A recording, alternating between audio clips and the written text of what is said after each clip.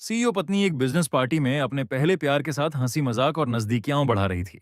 इतना ही नहीं, उसने तुम्हारा 80 लाख नहीं, कस्टम मेड सूट भी चुपके से उसे पहनने के लिए दे दिया ताकि उसकी शान बढ़ सके। ये देखकर तुम्हारा गुस्सा फूट पड़ा। तुमने सीधे एक जोरदार थप्पड़ मारकर अपनी पत्नी को जमीन पर गिरा दिया और उसके पहले प्यार को वहीं सबके सामने कपड़े उतारने पर मजबूर कर दिया। यहां तक कि उसके शरीर पर सिर्फ अंडरवियर बचा। जब पत्नी घुटनों के बल बैठकर माफी मांगने लगी, तब भी तुमने सबके सामने घोषणा कर दी कि तुम उससे तलाक लेने वाले हो। आखिर किसी एक औरत से प्यार करना यह साबित नहीं करता कि तुम उसके पीछे पीछे घूमने वाले गुलाम हो। इस समय शाओ ग्रुप के नए उत्पाद लॉन्च समारोह में तुम कुछ बॉडीगार्ड्स को साथ लेकर पहुंचे। थोड़ी दूरी पर तुम्हारी पत्नी शाओ शाओबी एक आदमी के साथ हंसते बोलते बातें कर रही थी। अचानक उसकी नजर तुम पर पड़ी। उसका चेहरा तुरंत सफेद पड़ गया और वह घबराकर तुम्हारी ओर दौड़ी। पति जी, आपने तो कहा था कि आप नहीं आएंगे, लेकिन तुमने उसकी तरफ देखा तक नहीं और उसे धक्का देकर अलग कर दिया। दूर हटो, मैं उसके लिए आया हूं। यह कहकर तुम सीधे फू केबिन के सामने जा खड़े हुए। तुम्हारी आंखें बर्फ जैसी ठंडी थीं। गरीब कहीं का, खुद खरीद नहीं सकता तो मेरा पहन लिया, अभी के अभी उतार दे। ये सुनते ही पूरे हॉल की नजरें एकदम उसकी तरफ घूम गईं। चारों ओर से आती फुसफुसाहट और हंसी ने फू केबिन का चेहरा शर्म से लाल कर दिया। ये देखकर शाओ शाओ भी तुरंत बीच में आ गई और धीमी आवाज में बोली, पति जी, आप क्या कर रहे हैं? एक सूट ही तो है, आपके पास इतने कपड़े हैं कि आप पहन भी नहीं पाते। क्या इतनी सी बात पर तमाशा जरूरी है? तुम व्यंग्य से हंसे। मेरे पास ज्यादा हैं तो क्या, पैसे मैंने खर्च किए हैं। मैं उन्हें पहनूं, जला दूं या फेंक दूं, ये मेरा मामला है। उसे पहनने का अधिकार किसने दिया? गांव यांग, बस भी करो। शाओ शाओ भी अभी भी उस आदमी का बचाव कर रही थी। तुम आखिर करना क्या चाहते हो? वह मेरा असिस्टेंट है। असिस्टेंट? तुमने ठंडी हंसी छोड़ी और कदम दर कदम उसकी ओर बढ़े। मेरी चीज इस्तेमाल करने से पहले मुझसे पूछना नहीं चाहिए था? पति पत्नी के बीच सम्मान नाम की भी कोई चीज होती है या नहीं? तुम हमेशा कहती हो कि मैं एक नए पैसे वाला आदमी हूं जिसमें कोई तहजीब नहीं। तो क्या तुम्हारी तथाकथित ऊंची परवरिश यही सिखाती है? जब उसे समझ आ गया कि बहस में वह तुम्हारा सामना नहीं कर सकती, तो उसने गुस्सा दबाते हुए कहा, ठीक है, यह सूट मैंने खरीद लिया, मान लो। जितने पैसे चाहिए मैं दे दूंगी। अब तमाशा बंद करो। ठीक है, तुम सीधे गाली देते हुए बोले, क्या मैं पैसों का भूखा हूं? तुम्हारा शाओ ग्रुप भी तो मैंने ही बचाया था और आज तुम मुझसे पैसों की बात कर रही हो। तुम उसे बिल्कुल भी इज्जत नहीं दे रहे थे, क्योंकि अभी अभी तुम्हें पता चला था कि उसने अपने पहले प्यार फू केबिन को पिछले 3 महीनों से निजी सहायक बनाकर अपने पास रखा हुआ है। जब वह तुम्हारी पीठ पीछे इतना बड़ा खेल खेल सकती है, तो तुम भी बिना झिझक सब कुछ उजागर कर सकते थे। तुमने उसकी चेतावनी भरी नजरों को पूरी तरह अनदेखा कर दिया और फू केबिन को आखिरी चेतावनी दी, मेरा सूट उतार दे, अभी। लेकिन फू केबिन फिर भी शर्त रखने लगा। मिस्टर गांव, ये कॉन्ट्रैक्ट साइनिंग समारोह शाओबी के लिए बहुत महत्वपूर्ण है। कार्यक्रम खत्म होते ही मैं सूट तुरंत लौटा दूंगा। नहीं उतारेगा? तुम मुस्कुराए और फोन निकाल लिया। Hello, police station. मेरा कस्टम मेड सूट चोरी हो गया है। हाँ, उसकी कीमत 8 लाख युआन है। इस समय एक व्यक्ति, जिसका नाम फू केबिन है, उसे पहनकर घूम रहा है। ठीक है, मैं यहीं इंतजार कर रहा हूं। फोन कटते ही शाओ शाओबी और फू केबिन दोनों के चेहरे पूरी तरह सफेद पड़ गए। शाओ शाओबी तुम पर चिल्लाई, गाओ यांग, अभी के अभी शिकायत वापस लो। क्या तुम सबको शर्मिंदा करके ही मानोगे? तुम हंस पड़े। बकवास बंद करो। बेइज्जती होगी तो सिर्फ फू केबिन की, या फिर उसकी बेइज्जती से तुम्हारा भी कोई रिश्ता है? अब शाओ शाओ भी सचमुच डर गई थी। तुम आखिर चाहते क्या हो? क्या मैं अभी भी तुम्हारी पत्नी हूं या नहीं? तुमने उसकी आंखों में देखते हुए एक एक शब्द पर जोर दिया। बिल्कुल हो। इसलिए तो अभी मैं सिर्फ उसी को निशाना बना रहा हूं। और जहां तक तुम्हारा सवाल है, घर जाकर हम आराम से हिसाब करेंगे। फिर तुमने उस फू केबिन की ओर देखा, जिसकी आंखें अपमान से लाल हो चुकी थीं। अभी मेरा सूट उतार और यहां से निकल जा। मैं पुलिस शिकायत वापस लेने पर विचार कर सकता हूं, वरना जब पुलिस आएगी तब सिर्फ बेइज्जती नहीं होगी। तभी एक व्यक्ति माहौल संभालने के लिए आगे आया। मिस्टर गांव, एक कपड़े की ही तो बात है, छोड़िए ना। वह एक छोटा सा असिस्टेंट है, उसके लिए भी मुश्किल हो जाएगी।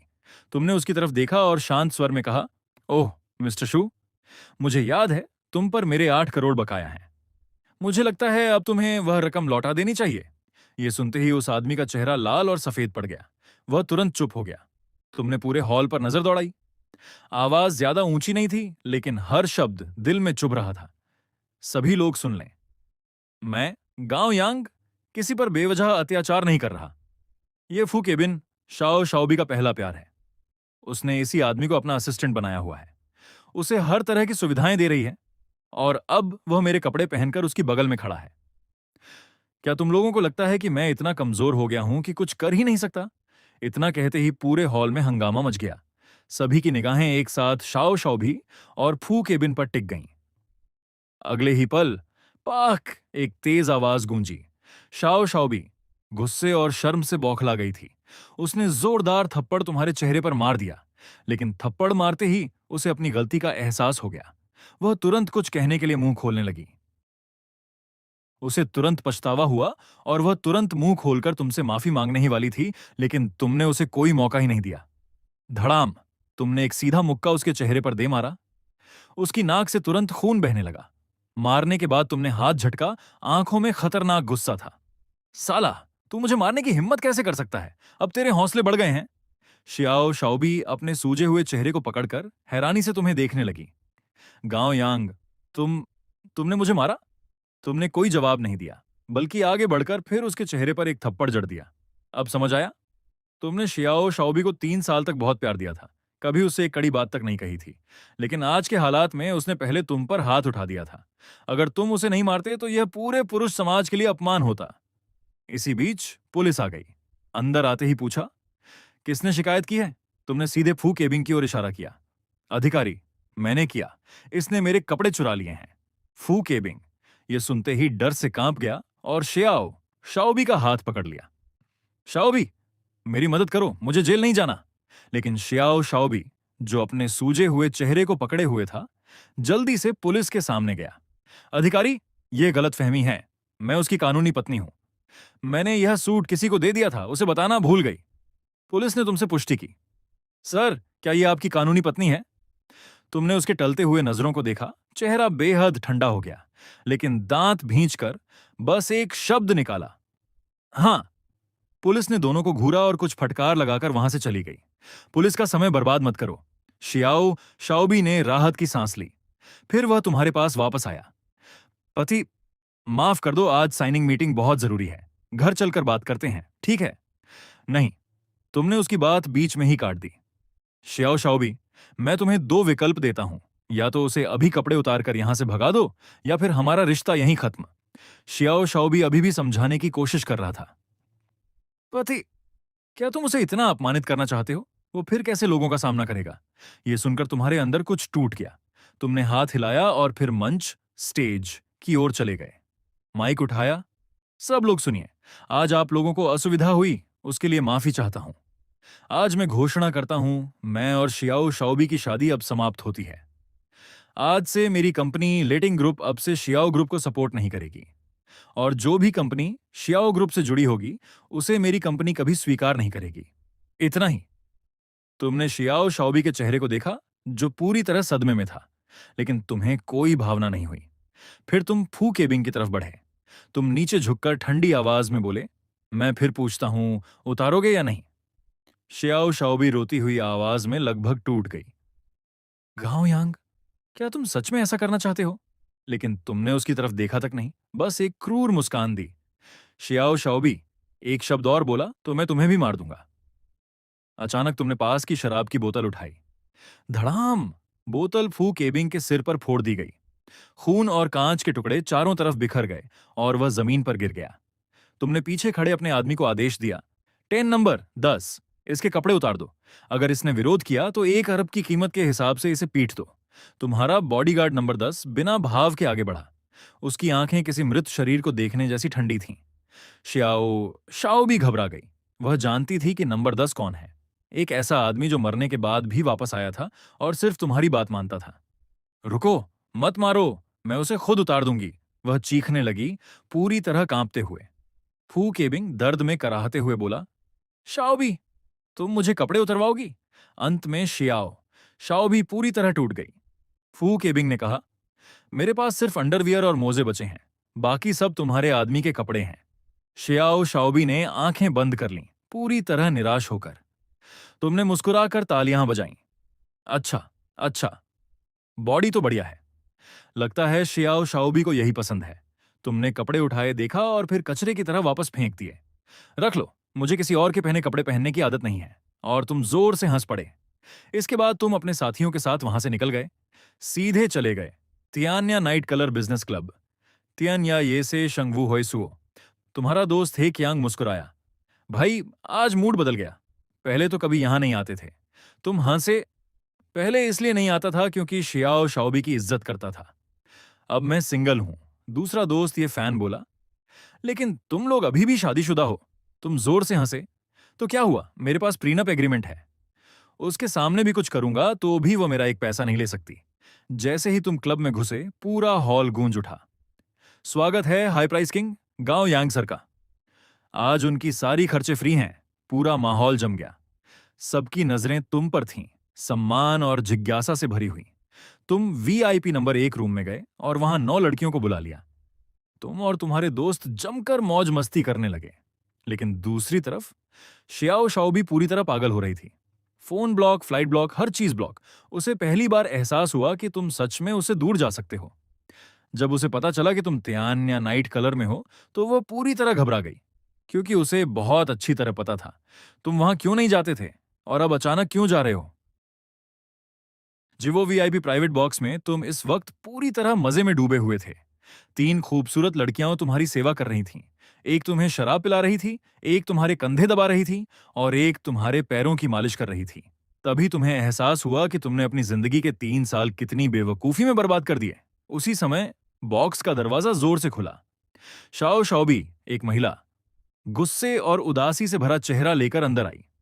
उसकी नजर सीधे तुम्हारी तरफ पड़ी, जो अभी एक लड़की की गोद में आराम कर रहे थे। तुम उसे देखकर बिना हिले ही व्यंग्य से बोले, क्या काम है तुम्हारा यहां? तुम जैसे संस्कारी लोग दरवाजा खटखटाना भी नहीं जानते। ये सुनते ही शाओ शाओबी का चेहरा लाल हो गया, क्योंकि यही बात वह पहले तुम्हें बुर्जुआ कहकर सुनाया करती थी। उसने गहरी सांस ली और उन लड़कियों से कहा, तुम सब बाहर जाओ, मुझे अपने पति से बात करनी है। तुम तुरंत उठे और उन्हें रोकते हुए बोले, कोई नहीं जाएगा। शाओ शाओबी, मुझे तुमसे कोई बात नहीं करनी। तुम बस तलाक के कागजों का इंतजार करो। तलाक, ये शब्द उसके कानों में जैसे धमाके की तरह गूंज गया। शाओ शाओ भी तुरंत टूट गई और तुम्हारी ओर भागी। पति जी, आज मेरी गलती थी, मुझे माफ कर दो। प्लीज, तलाक की बात मत करो। मैंने कभी भी तुमसे अलग होने के बारे में सोचा तक नहीं। तुम ठंडी हंसी हंसे। सच में? लेकिन तुमने ऐसा काम किया है कि मुझे अब तलाक लेना ही पड़ेगा। नहीं मानती तो हम कोर्ट में मिलेंगे। शाओ शाओ भी घबरा गई। मैंने क्या किया है? सिर्फ एक सूट की बात थी। इतना बड़ा मुद्दा बनाने की क्या जरूरत है? फू केबिन को भी तो तुमने सजा दे दी ना। तुम जोर से हंस पड़े। हाँ हाँ हाँ, तुम अब भी सोचती हो ये सिर्फ एक सूट का मामला है। मेरे पास पैसे की कमी नहीं है, लेकिन मैं गांव यांग हूं। तुम्हें धोखा देने की हिम्मत की है तो मेरे गुस्से के लिए तैयार रहो। तुम्हारा चेहरा अचानक पत्थर जैसा ठंडा हो गया। शाओ शाओ भी, क्या मैंने तुम्हें इतना ज्यादा आजादी दे दी कि तुम्हें लगा मैं तुम्हारे बिना नहीं रह सकता? शाओ शाओ भी घबरा गई। मैंने धोखा नहीं दिया। मेरा और फू केबिन का कुछ नहीं है। मैं बस उसकी मदद कर रही थी। तुम भड़क उठे। बकवास बंद कर। तुमने मेरी मेहनत की कोई कदर नहीं की। तुम औरत हो या क्या हो? शाओ शाओबी की आंखें भर आईं। मैंने कुछ गलत नहीं किया। तुम कैसे विश्वास नहीं करते? तुम ठंडे स्वर में बोले। ठीक है, सबूत दो। वह चौंक गई। कौन सा सबूत? तुमने हाथ बांधकर कहा। तुम कहती हो कि कुछ नहीं है, तो फिर साबित करो। लाओ, तुम्हारे और फू केबिन के बीच कुछ भी नहीं है, इसका सबूत। वह घबरा गई। ये मैं कैसे लाऊं? तुमने बेरुखी से कहा, नहीं ला सकती तो चली जाओ। या सबूत दो या तलाक लो। तुम वापस बैठ गए और पास बैठी मॉडल के साथ शराब पीने लगे। शाओ शाओ भी अचानक तुम्हारे सामने गिरकर घुटनों पर बैठ गई। पति जी, मुझे माफ कर दो। आप जैसा चाहें वैसा कर लीजिए, बस मुझे छोड़ मत दीजिए। तुमने उसे नीचे देखते हुए ठंडी आवाज में कहा, क्या तुम्हें लगता है मैं किसी धोखेबाज औरत को माफ कर दूंगा? मेरी नजर में अगर तुम किसी दूसरे पुरुष के साथ भावनात्मक रूप से भी जुड़ी हो तो वो भी धोखा ही है। और चाहे तुमने कुछ किया हो या नहीं, मेरे लिए तुमने सीमा पार कर दी है। शाओ शाओ भी टूटकर बोली, मैंने तुम्हारे सामने घुटने टेक दिए, फिर भी नहीं। तुमने बेरुखी से कहा, अगर घुटने टेकने से सब ठीक हो जाता तो कोर्ट की जरूरत ही नहीं होती। और तुमने उसे बॉक्स से बाहर निकाल दिया। बाहर निकलते ही एक आवाज आई, अरे अरे, ये तो शाओ महोदय है ना? इतनी हालत कैसे हो गई? वह आदमी था फैंजियान। लिन्हाई शहर का बदनाम अमीर बिगड़ैल लड़का। शाओ शाओबी ने गुस्से से कहा, यह तुमसे कोई लेना देना नहीं है। वह जाने लगी, लेकिन फैन जियान ने उसका रास्ता रोक लिया। अरे क्यों नहीं है? मैं तो तुम्हारे पीछे काफी समय से हूं। मेरे साथ चलोगी? शाओ शाओबी ने तुरंत तुम्हारा नाम लिया। मैं गांव यांग की पत्नी हूं। फैन जियान हंस पड़ा। पति? हाँ हाँ, तुम्हें छोड़ चुका है वो, और तुम अब भी उसका नाम ले रही हो। फिर उसने मोबाइल निकालकर दिखाया, जरा देखो सोशल मीडिया। शाओ शाओबी ने कांपते हाथों से फोन देखा। स्क्रीन पर बड़ा सा हेडलाइन था, लेटिंग ग्रुप के चेयरमैन गाओ यांग ने सार्वजनिक रूप से तलाक की घोषणा की। नीचे वीडियो और फोटो थे। फू केबिन के साथ डिनर, दोनों का साथ में समुद्र किनारे घूमना, क्लोज बातचीत के वीडियो। ये सब देखकर शाओ शाओबी के पैर लड़खड़ा गए। फैन जियान हंसते हुए बोला, अब भी उम्मीद है तुम्हें? शाओ शाओबी ने गुस्से में धक्का दिया। मैंने धोखा नहीं दिया। मैं अभी भी शाओ परिवार की बेटी हूं। छटाक! फैन जियान ने उसे जोरदार थप्पड़ मार दिया। अब भी अकड़ दिखा रही है? तुम्हारा गांव यांग अगर बचाने आएगा तो आएगा, लेकिन अभी तुम मेरे सामने कुछ नहीं हो। शाओ शाओबी की आंखों में आंसू आ गए। वह आखिरी उम्मीद के साथ बोली, मैं यह सब अपने पति को बताऊंगी। उसी समय दरवाजे से एक ठंडी आवाज आई, अरे फैन जियान, अंदर मजा कर रहा है या बाहर ही ड्रामा कर रहा है? इस समय क्लब के गलियारे में, तुमने अभी अभी प्राइवेट रूम का दरवाजा खोला ही था कि देखा, तुम्हारी पत्नी शियाओ शाओबी अपने सूजे हुए लाल चेहरे को पकड़े खड़ी थी। उसकी आंखें लाल थीं और उनमें आंसू भरे हुए थे। जैसे ही उसने तुम्हें देखा, उसे लगा मानो कोई जीवन रक्षक सहारा मिल गया हो। उसकी आंखों से आंसू फूट पड़े और वह तुम्हारे कपड़े का कोना पकड़कर रोते हुए बोली, पति, फैन जियान ने मुझे मारा है। लेकिन तुमने उसे एक नजर तक देने की जहमत नहीं उठाई और सीधे फैन जियान की ओर बढ़ गए। तुमने फैन जियान के कंधे पर हाथ रखा और थके हुए स्वर में कहा, फैन जियान, मैं थोड़ा थक गया हूं। तुम्हारे फैन परिवार को जितनी भी नकद पूंजी चाहिए, सीधे चेन चांगशेंग से कह देना। मैंने पहले ही उससे बात कर ली है। यह सुनकर फैन जियान खुशी से झूम उठा। वह लगातार धन्यवाद देते हुए बोला, ठीक है भाई यांग, आप आराम कीजिए। मैं सिर्फ 2 महीने के लिए उधार लूंगा। ब्याज में बिल्कुल कमी नहीं करूंगा। तुम हल्का सा मुस्कुराए। हम भाई हैं। पैसे की बात बाद में कर लेंगे। अगर सच में मेरा शुक्रिया अदा करना चाहते हो तो अपने चाय बागान की सबसे बढ़िया नई चाय मुझे भेज देना। फैन जियान ने हंसते हुए अपने सिर पर हाथ मारा। कोई समस्या नहीं, बिल्कुल हो जाएगा। फिर तुम मुड़े और बदहाल हालत में खड़ी शियाओ शाओबी की ओर इशारा करके ठंडे स्वर में बोले, ओह हाँ हाँ, अभी इस औरत का मुझसे तलाक नहीं हुआ है। जब तलाक की प्रक्रिया पूरी हो जाए, उसके बाद तुम जो चाहो कर सकते हो। फैन जियान तुरंत तुम्हारा मतलब समझ गया और मुस्कुराकर बोला, समझ गया भाई यांग। इसके बाद तुम बाहर जाने लगे, लेकिन शियाओ शाओबी पागलों की तरह तुम्हारे पीछे दौड़ी और तुम्हारा हाथ कसकर पकड़ लिया। वह गिड़गिड़ाते हुए बोली, पति, मुझे माफ कर दो। मैं अपनी गलती मानती हूं। कृपया मुझे एक मौका दे दो। तुम्हारे कदम क्षण भर को रुके, लेकिन आंखें अब भी बर्फ जैसी ठंडी थीं। तुमने कहा, मैं पहले ही कह चुका हूं। सबूत लेकर आओ, बाकी किसी बात पर चर्चा नहीं होगी। शियाओ शाओबी ने बेतहाशा सिर हिलाया। उसके आंसू मेकअप के साथ बहते जा रहे थे। पति, मैंने सच में तुम्हें धोखा नहीं दिया। मेरे शरीर को सिर्फ तुमने ही छुआ है। कृपया मुझ पर विश्वास करो। यह सुनकर तुम गुस्से से हंस पड़े। तुमने अचानक उसका ठोड़ी पकड़ ली और एक एक शब्द पर जोर देते हुए व्यंग्य किया, शियाओ शाओबी, क्या तुम मुझे बेवकूफ समझती हो, या फिर कोई ऐसा आदमी जो सब कुछ सह ले? जिस दिन तुमने फू केबिंग को दोबारा अपनी जिंदगी में जगह दी, मेरे लिए उसी दिन वह धोखा था। मेरे पास पैसे की कोई कमी नहीं है, ऐसी औरतों की भी कमी नहीं जो पूरी वफादारी से मेरे साथ रहें। फिर मैं तुम्हारे जैसी बेशर्म औरत को क्यों बर्दाश्त करूं? तुमने आगे कहा, सच बताऊं, मुझे विश्वास है कि तुम उसके साथ बिस्तर तक नहीं गई।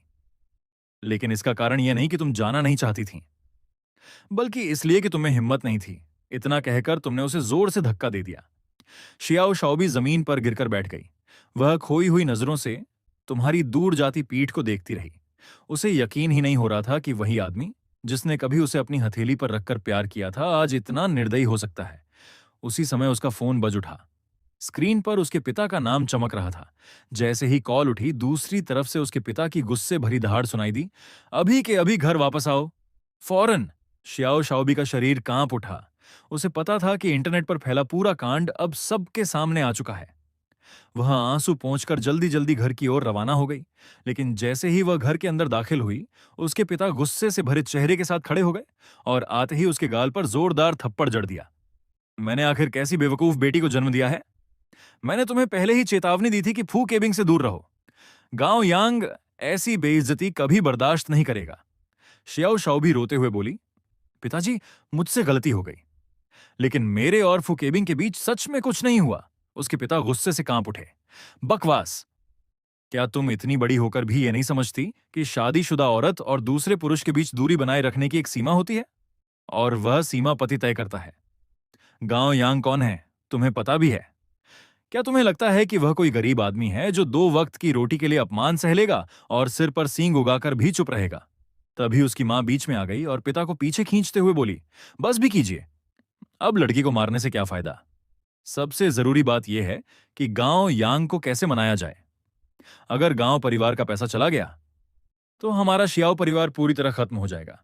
पिता ने दांत पीसते हुए कहा, कल रात तुम अच्छे से तैयार होना। मैं उसे घर खाने पर बुलाऊंगा। किसी तरह उसे नशे में कर देना, फिर अच्छा प्रदर्शन करना। अगर बात आगे बढ़ गई और तुम उसके बच्चे की मां बन गई तो उसका दिल जरूर पिघल जाएगा। यह सुनकर शियाओ शाओबी का चेहरा पीला पड़ गया। वह हिचकिचाते हुए बोली, पिताजी, ये ठीक नहीं होगा। उसके पिता ने जमीन पर थूकते हुए कहा, दूसरे मर्दों के साथ नजदीकियां बढ़ाते समय तो तुम्हें शर्म नहीं आई।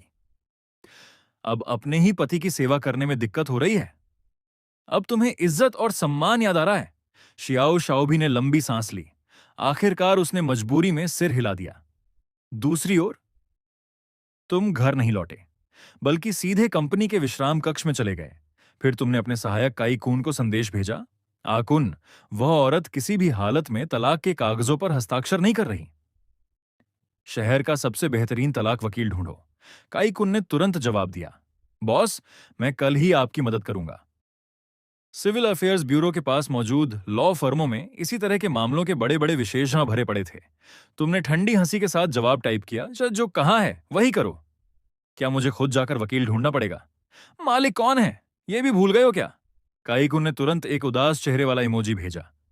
बॉस, मैं अभी बाहर शहर में आपके लिए कर्ज वसूलने आया हुआ हूं। तुमने बिना देर किए जवाब दिया तो फिर बाहर ही मर जाना, वापस मत आना। अगले दिन तुम गाड़ी चलाकर सिविल अफेयर्स ब्यूरो के सामने पहुंचे। वहां सबसे बड़ी लॉ फर्म चुनकर अंदर चले गए। कंसल्टेशन रूम में बैठे अभी कुछ ही देर हुई थी कि बाहर गलियारे से हाई हील्स की खटखट सुनाई दी। दरवाजा खुला। फ्रंट डेस्क की लड़की एक तेज तर्रार और खूबसूरत महिला को अंदर लेकर आई और परिचय करवाया। तुमने बिना कुछ सोचे अपने बैग से 100 युआन के नोटों की पूरी गड्डी निकाली और सीधे फ्रंट डेस्क वाली लड़की की बाहों में रख दी। धन्यवाद छोटी बहन, जाओ इससे मिठाई खरीद लेना। लड़की ने हाथों में भारी रकम पकड़ी तो घबरा गई। वह मदद मांगने वाली नजरों से बगल में खड़ी वकील ली की ओर देखने लगी। वकील ली हल्का सा मुस्कुराई और बड़े आराम से बोली, रख लो लिली। गांव साहब के लिए यह रकम 1 युआन और 1 रुपये के बराबर भी नहीं है। तुम सामने बैठी ठंडी और आकर्षक ली रुयोबिंग को देखते हुए मुस्कुरा उठे। हाँ हाँ, वकील ली, आपने बिल्कुल सही कहा। फ्रंट डेस्क की लड़की का चेहरा लाल हो गया। वह नोटों की गड्डी सीने से लगाए शर्माते हुए जल्दी जल्दी बाहर भाग गई। लड़की के जाते ही ली रुयोबिंग गंभीर चेहरा बनाकर तुम्हारे सामने बैठ गई। तुम लगातार उसे देखते रहे, मन ही मन सोचने लगे, सच कहूं तो इस औरत का चेहरा और फिगर दोनों ही कमाल के हैं। अगर यह यूनिफॉर्म पहनकर सामने आ जाए तो कमाल ही हो जाएगा। ली रुयोबिंग ने तुम्हारी निगाहें महसूस कर ली। उसने हल्का सा भौहें सिकोड़ते हुए पूछा, गांव साहब, अब क्या आप अपनी स्थिति विस्तार से बता सकते हैं? तब जाकर तुम्हें होश आया। तुम हंसते हुए बोले, हाँ हाँ हाँ, वकील ली बहुत खूबसूरत हैं। कुछ देर के लिए मैं उन्हें देखते देखते खो गया था। यह सुनकर ली रुयोबिंग का चेहरा हल्का लाल पड़ गया। उसे उम्मीद नहीं थी कि तुम इतने सीधे होंगे। इसके बाद दोनों ने तलाक के मामले पर विस्तार से चर्चा की।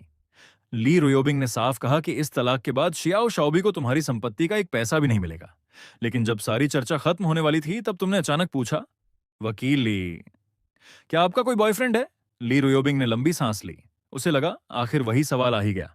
हाँ, एक बड़े और प्रतिष्ठित परिवार का बेटा है। लेकिन यह सुनकर भी तुम पीछे नहीं हटे, बल्कि और ज्यादा मुस्कुराने लगे। अच्छा, कोई बात नहीं, लेकिन वकील ली, आप सच में मेरी पसंद के बिल्कुल अनुरूप हैं। अगर कभी आपका ब्रेकअप हो जाए तो मुझे जरूर याद कीजिएगा। ली रुयोबिंग पूरी तरह स्तब्ध रह गई। गांव साहब, हमें मिले हुए 1 घंटा भी नहीं हुआ है। तुम बिल्कुल स्वाभाविक अंदाज में हंसते हुए बोले, अगर पसंद है तो बता देना चाहिए। मैं, गांव यांग, कभी छुपकर प्यार नहीं करता। वह किसी मर्द का काम नहीं है। ली रुयोबिंग मन ही मन हंस भी रही थी और परेशान भी थी। उसने सोचा, ये आदमी सचमुच अजीब है। जब तक इसे खुद शर्म नहीं आती तब तक शर्मिंदा दूसरे लोग होते रहते हैं। बात खत्म होने के बाद तुम लॉ फर्म से बाहर निकल आए। तभी फोन बज उठा। कॉल तुम्हारे ससुर शियाओ तियानचुआन की थी। तुमने बिना झिझक कॉल उठा ली। Hello uncle Xiao. दूसरी तरफ से आवाज आई, बेटा अब भी मुझे अंकल कह रहे हो? तुम ठंडी हंसी हंस पड़े। मैं जल्द ही आपकी बेटी से तलाक लेने वाला हूं। क्या अब भी आपको रिश्तेदारी का फायदा उठाने दूं? शियाओ तियानचुआन जल्दी से बोला। गांव यांग, मेरा कोई और मतलब नहीं है। आज रात घर आकर खाना खा लो, कुछ बातें करनी है। तुम जोर से हंस पड़े। अरे बूढ़े, 3 साल हो गए। तुम्हारा स्वभाव मैं नहीं जानता क्या? मुझे खाने पर बुलाओगे, फिर खाने में नशीली दवा मिलाओगे, और उसके बाद अपनी बेटी शियाओ शाओबी को मेरे बिस्तर पर भेज दोगे। सही कहा ना? फोन के दूसरी तरफ कुछ देर सन्नाटा छा गया। फिर वह हकलाते हुए बोला, तुम ठीक है, तो आज रात आ जाओ। तलाक की बात पर चर्चा कर लेंगे। ठीक है, मिलते हैं। ये कहकर तुमने सीधे फोन काट दिया। मन ही मन सोचा, ये बूढ़ा लोमड़ी अब भी मुझे बेवकूफ समझता है क्या? उधर शियाओ परिवार में शियाओ तियानचुआन सोफे पर बैठा था और उसका चेहरा बेहद बदसूरत हो चुका था। उसने दांत पीसते हुए कहा, यह लड़का बंदर से भी ज्यादा चालाक है। मेरी योजना तक भांप गया। यह सुनकर शियाओ शौभी हुई और उसकी मां दोनों घबरा गईं। तो अब क्या करें? शियाओ तियानचुआन ने दांत भींचे और एक उससे भी ज्यादा कठोर योजना सोच डाली। फू केबिंग को बुलाओ, उसे गांव यांग के सामने घुटनों के बल बैठाकर माफी मंगवाऊंगा। फिर शाओबी, तुम उसके सामने ही फू केबिंग को नौकरी से निकाल देना, उसे तुरंत भगा देना। शियाओ शाओबी ने सिर झुका लिया। उसके मन में गहरा पछतावा भर गया। उसे महसूस हुआ कि उसने ही फू केबिंग को बर्बादी की राह पर धकेला है। वह अच्छी तरह जानती थी कि गांव यांग कैसा इंसान है, फिर भी उसने फू केबिंग को अपने पास रखा। क्या यह उसे खुद गांव यांग के हाथों बर्बाद करवाने जैसा नहीं था? शाम होते ही तुम तय समय पर शियाओ परिवार के घर पहुंच गए। परिवार वाले अभी मुस्कुराकर तुम्हारा स्वागत करने ही वाले थे कि अगले ही पल उनके चेहरे जम गए, क्योंकि तुम्हारे पीछे तुम्हारे दो सबसे भरोसेमंद साथी खड़े थे, शिहाओ और निंग शुए।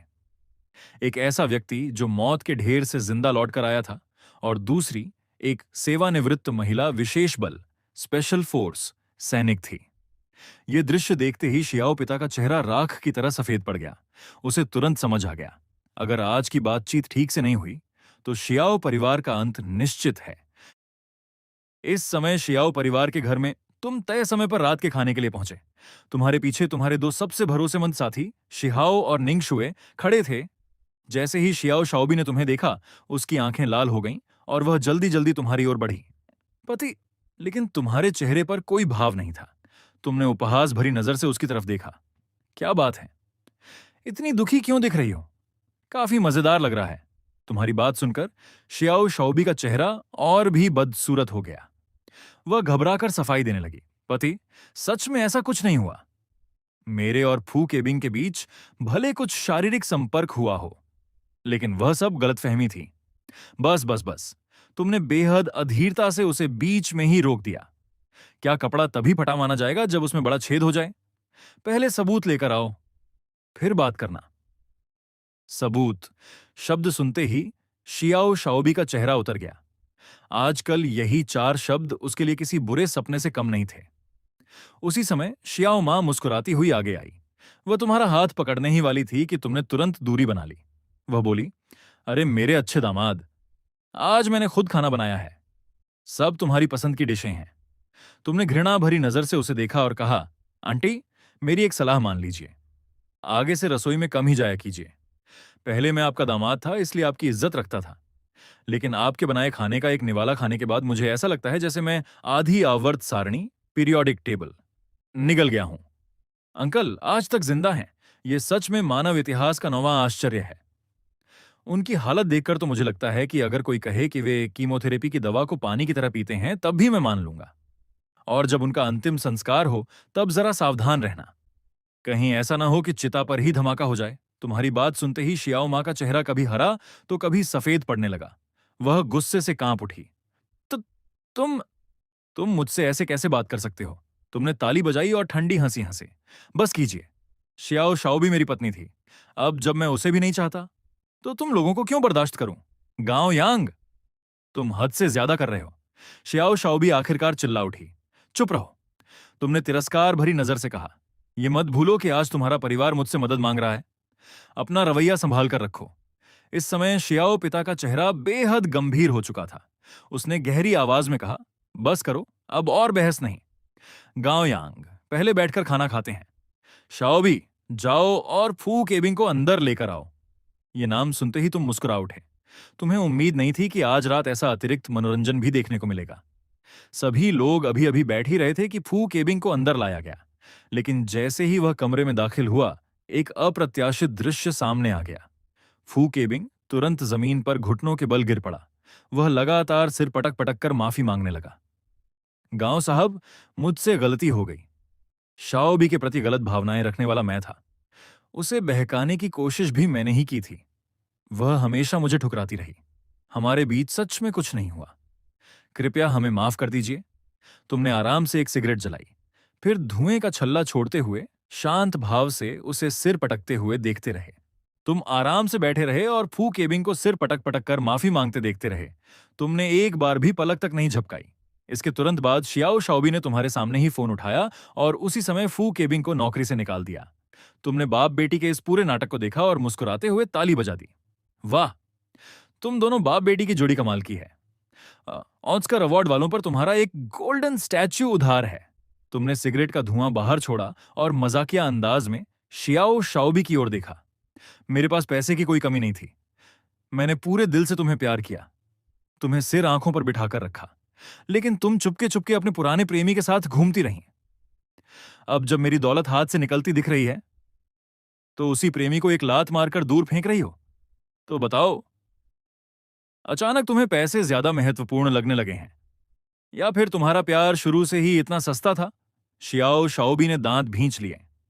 अपमान सहते हुए धीरे से बोली, पति, मैं सच में अपनी गलती समझ चुकी हूं। आगे से मैं पूरी तरह सिर्फ तुमसे प्यार करूंगी। कम से कम मैं अब भी पवित्र हूं। मुझे एक मौका दे दो प्लीज। यह सुनकर तुम जोर से हंस पड़े। शियाओ शाओबी, क्या तुम्हें लगता है कि दुनिया की सारी औरतें तुम्हारी तरह हैं?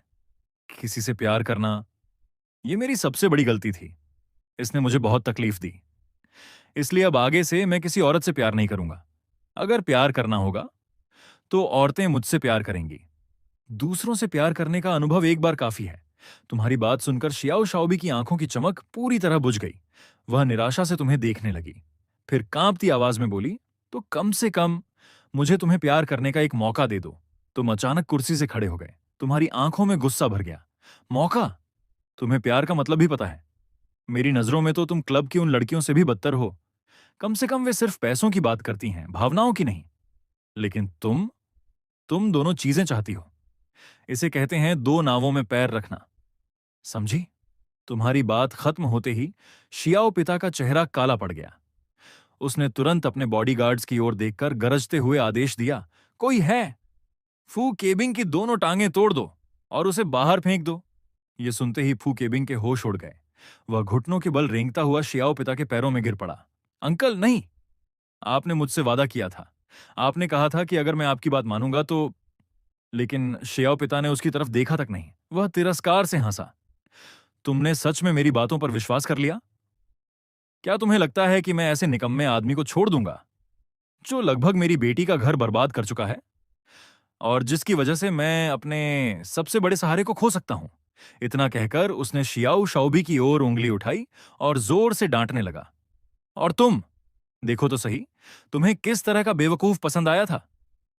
ऐसे 10 फू केबिंग भी मिल जाए तो भी वे गांव यांग की एक उंगली के बराबर नहीं होंगे। उधर शियाओ परिवार के बॉडीगार्ड धीरे धीरे फू केबिंग की तरफ बढ़ने लगे। तभी अचानक शियाओ शाओबी उसके सामने खड़ी हो गई। उसने दोनों हाथ फैलाकर फू केबिंग को अपने पीछे छिपा लिया। पापा, आपने उससे वादा किया था। यह दृश्य देखकर तुम्हारे होंठों पर हल्की मुस्कान आ गई।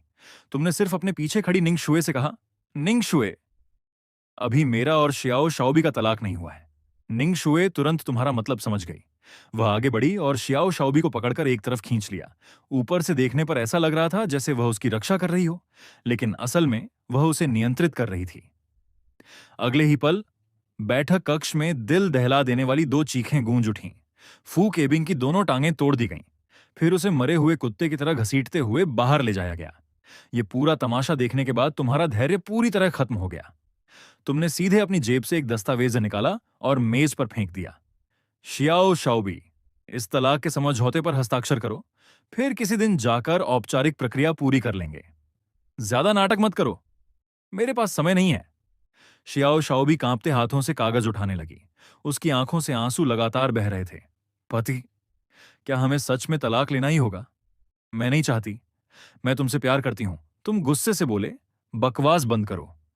तुम प्यार नहीं करती, तुम मेरे पैसों से प्यार करती हो। अब तुम्हारा धैर्य पूरी तरह टूट चुका था। सुन लो, तलाक हो या ना हो, मैं तुम्हें अब एक पैसा भी नहीं दूंगा। इसलिए बेहतर होगा कि खुद को आजादी दे दो। यह देखकर शियाओ मां तुरंत बीच बचाव करने आई। दामाद जी, पति पत्नी के रिश्ते इतने आसानी से नहीं टूटते। शाओ भी अपनी गलती मान चुकी है, उसे एक मौका दे दीजिए। शियाओ पिता भी विनती करने लगा। गांव यांग, कम से कम मेरी इज्जत का ख्याल कर लो। शाओ भी को एक और मौका दे दो। अगर उसने फिर गलती की तो मैं तुम्हारे सामने उसकी टांगें तोड़ दूंगा। तुम ऐसे हंसे जैसे दुनिया का सबसे बड़ा मजाक सुन लिया हो। तुम्हारी इज्जत, उसकी कोई कीमत भी है क्या? इतना कहकर तुम्हारी आंखें अचानक बर्फ जैसी ठंडी हो गईं। तुमने सीधे शियाओ शाओबी को देखा और अंतिम चेतावनी दी। मैं आखिरी बार पूछ रहा हूं, यह समझौता साइन करोगी या नहीं? शियाओ शाओबी रोते हुए बोली। पति, मैं हाथ जोड़ती हूं। क्या हमारे 3 साल के रिश्ते की कोई कीमत नहीं? क्या मुझे एक मौका भी नहीं मिल सकता? इस बार तुम पूरी तरह फट पड़े। तुम्हें अब 3 साल का रिश्ता याद आ रहा है?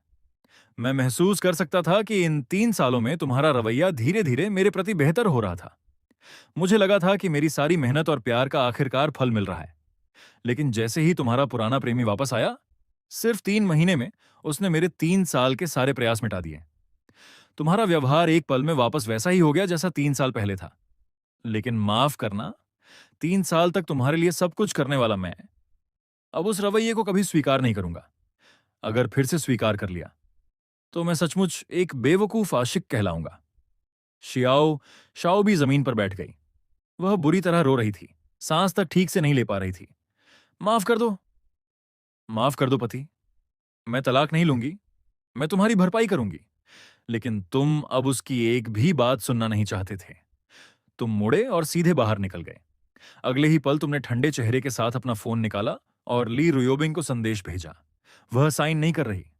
तुरंत तलाक का मुकदमा दायर करो। मैं चाहता हूं कि वह मेरी जिंदगी से पूरी तरह साफ होकर निकल जाए। इस समय कंपनी के कार्यालय में तुम अभी अभी अपनी कुर्सी पर बैठे थे और सिगरेट जलाई ही थी कि तुम्हारी सहायक लियोशिन अंदर आई।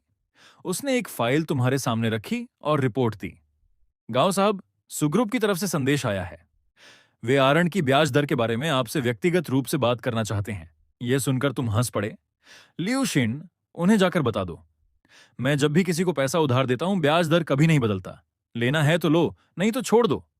वैसे भी मैं कोई बहुत उत्सुक नहीं हूं पैसा देने के लिए। लेकिन अचानक लियूशिन ने मुस्कुराकर कहा, गांव साहब, सुग्रुप की सीईओ का नाम सुछिंगगे है। उन्हें 3 प्रांतों की नंबर 1 सुंदरता कहा जाता है। यह सुनकर तुम कुछ क्षण सोचने लगे, फिर गंभीर चेहरा बनाकर बोले, असल में सुंदरता मायने नहीं रखती। मुख्य बात यह है कि पैसा पड़ा रहे तो बेकार है। पैसे से पैसा कमाना चाहिए। ठीक है, उनकी मुलाकात स्वीकार कर लो। आज शाम मैं खुद जाऊंगा। लियू शिन ने आंखें घुमाई। समझ गई। फिर वह ऑफिस से बाहर चली गई। शाम के 6 बजे तुम समय पर यीहेजू के वीआईपी प्राइवेट रूम में पहुंचे। तुम्हें देखते ही सुछिंगगे तुरंत खड़ी हो गई। उसने हल्का झुककर अभिवादन किया। गांव साहब, आपका स्वागत है। कृपया बैठिए।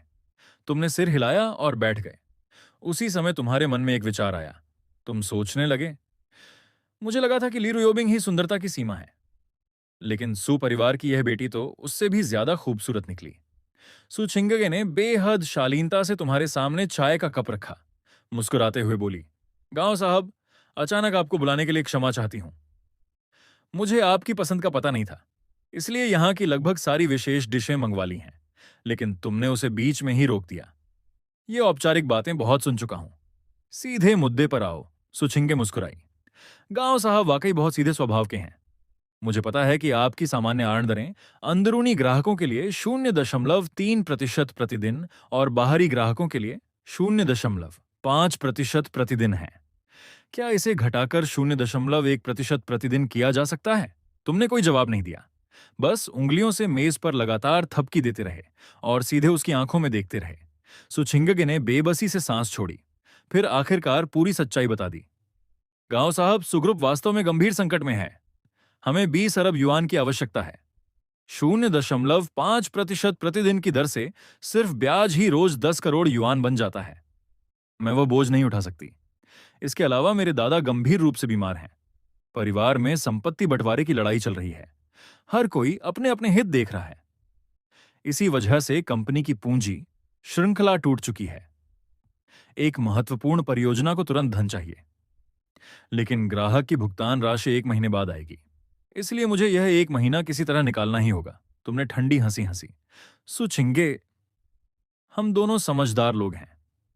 अगर तुमने 0.1% ब्याज की बात की है, तो जरूर तुम्हारे पास कोई त्रुप का पत्ता भी होगा। उसे सामने रखो। मेरे पास समय नहीं है। सुचिंगे ने गहरी सांस ली, मानो उसने कोई बड़ा निर्णय ले लिया हो। धीरे धीरे उसने कहा, गांव साहब, मेरा एकमात्र सहारा मैं खुद हूं। मुझे पता है कि आप इस समय तलाक की प्रक्रिया से गुजर रहे हैं। अगर आप मेरी कंपनी को इस संकट से निकाल दें, तो मैं आपसे शादी कर सकती हूं। यह सुनकर तुम मन ही मन हंस पड़े। वाह, कर्ज लेने आई है और वापस करने का इरादा भी नहीं है।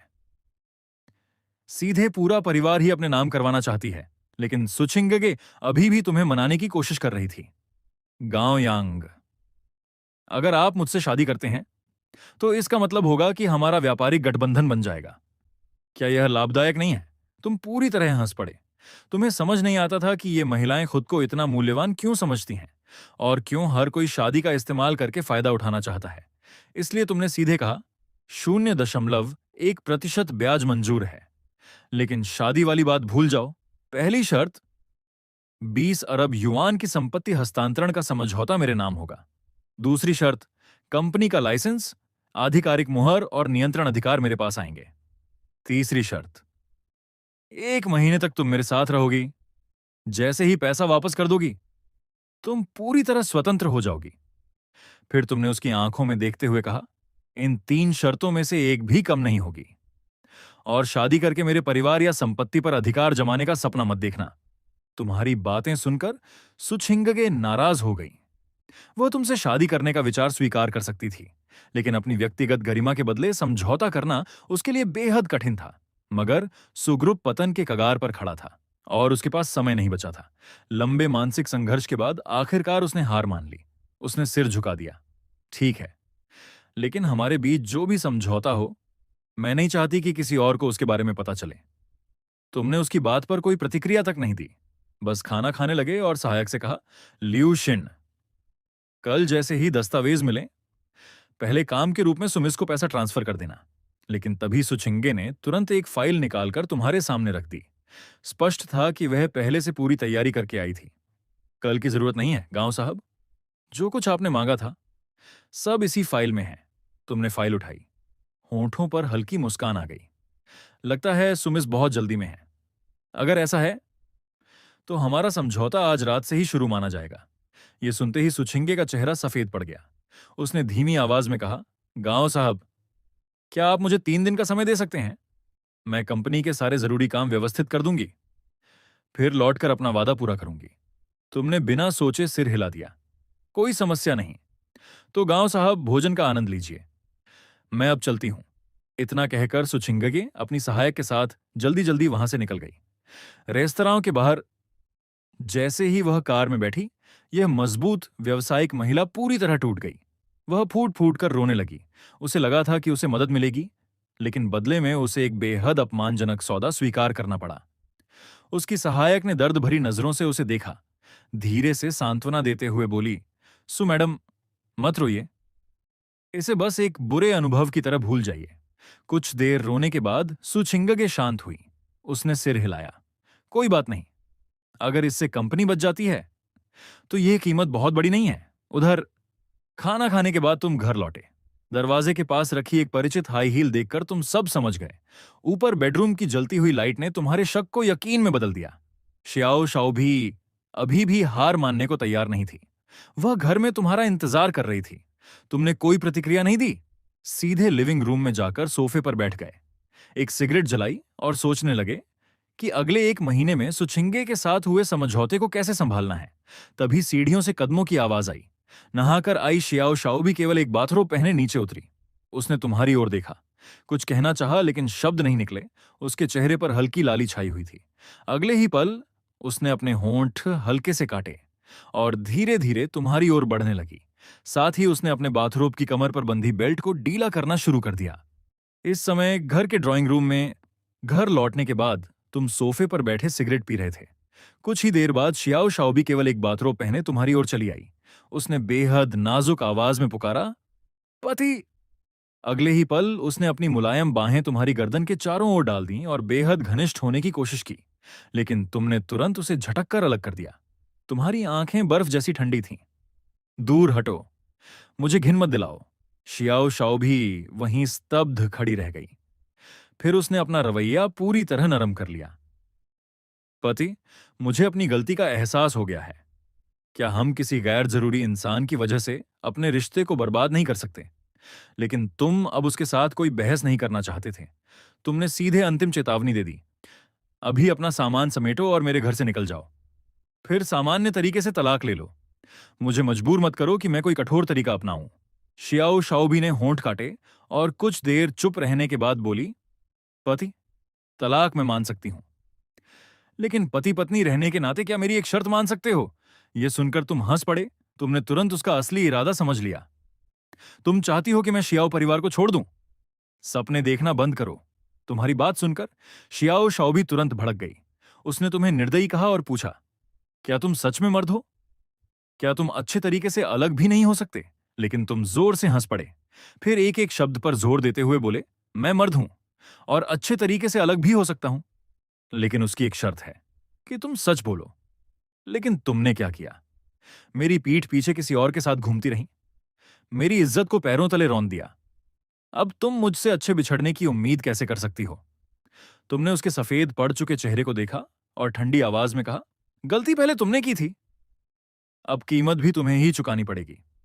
इस बार शियाओ शाओ भी सचमुच घबरा गई। वह समझाने लगी, गांव यांग, गलती मेरी थी, लेकिन इसका दोष पूरे शियाओ परिवार को मत दो। तुम्हारा गुस्सा मुझ पर निकालो। उसका तथाकथित त्याग देखकर तुम हंस पड़े। मैं अभी क्या कर रहा हूं? मैं तो तुम पर ही गुस्सा निकाल रहा हूं। मैं चाहता हूं कि तुम और फू केबिंग पूरी जिंदगी तकलीफ में जियो और दूर से देखते रहो कि मैं बादलों के ऊपर खड़ा होकर कितनी शानदार जिंदगी जी रहा हूं।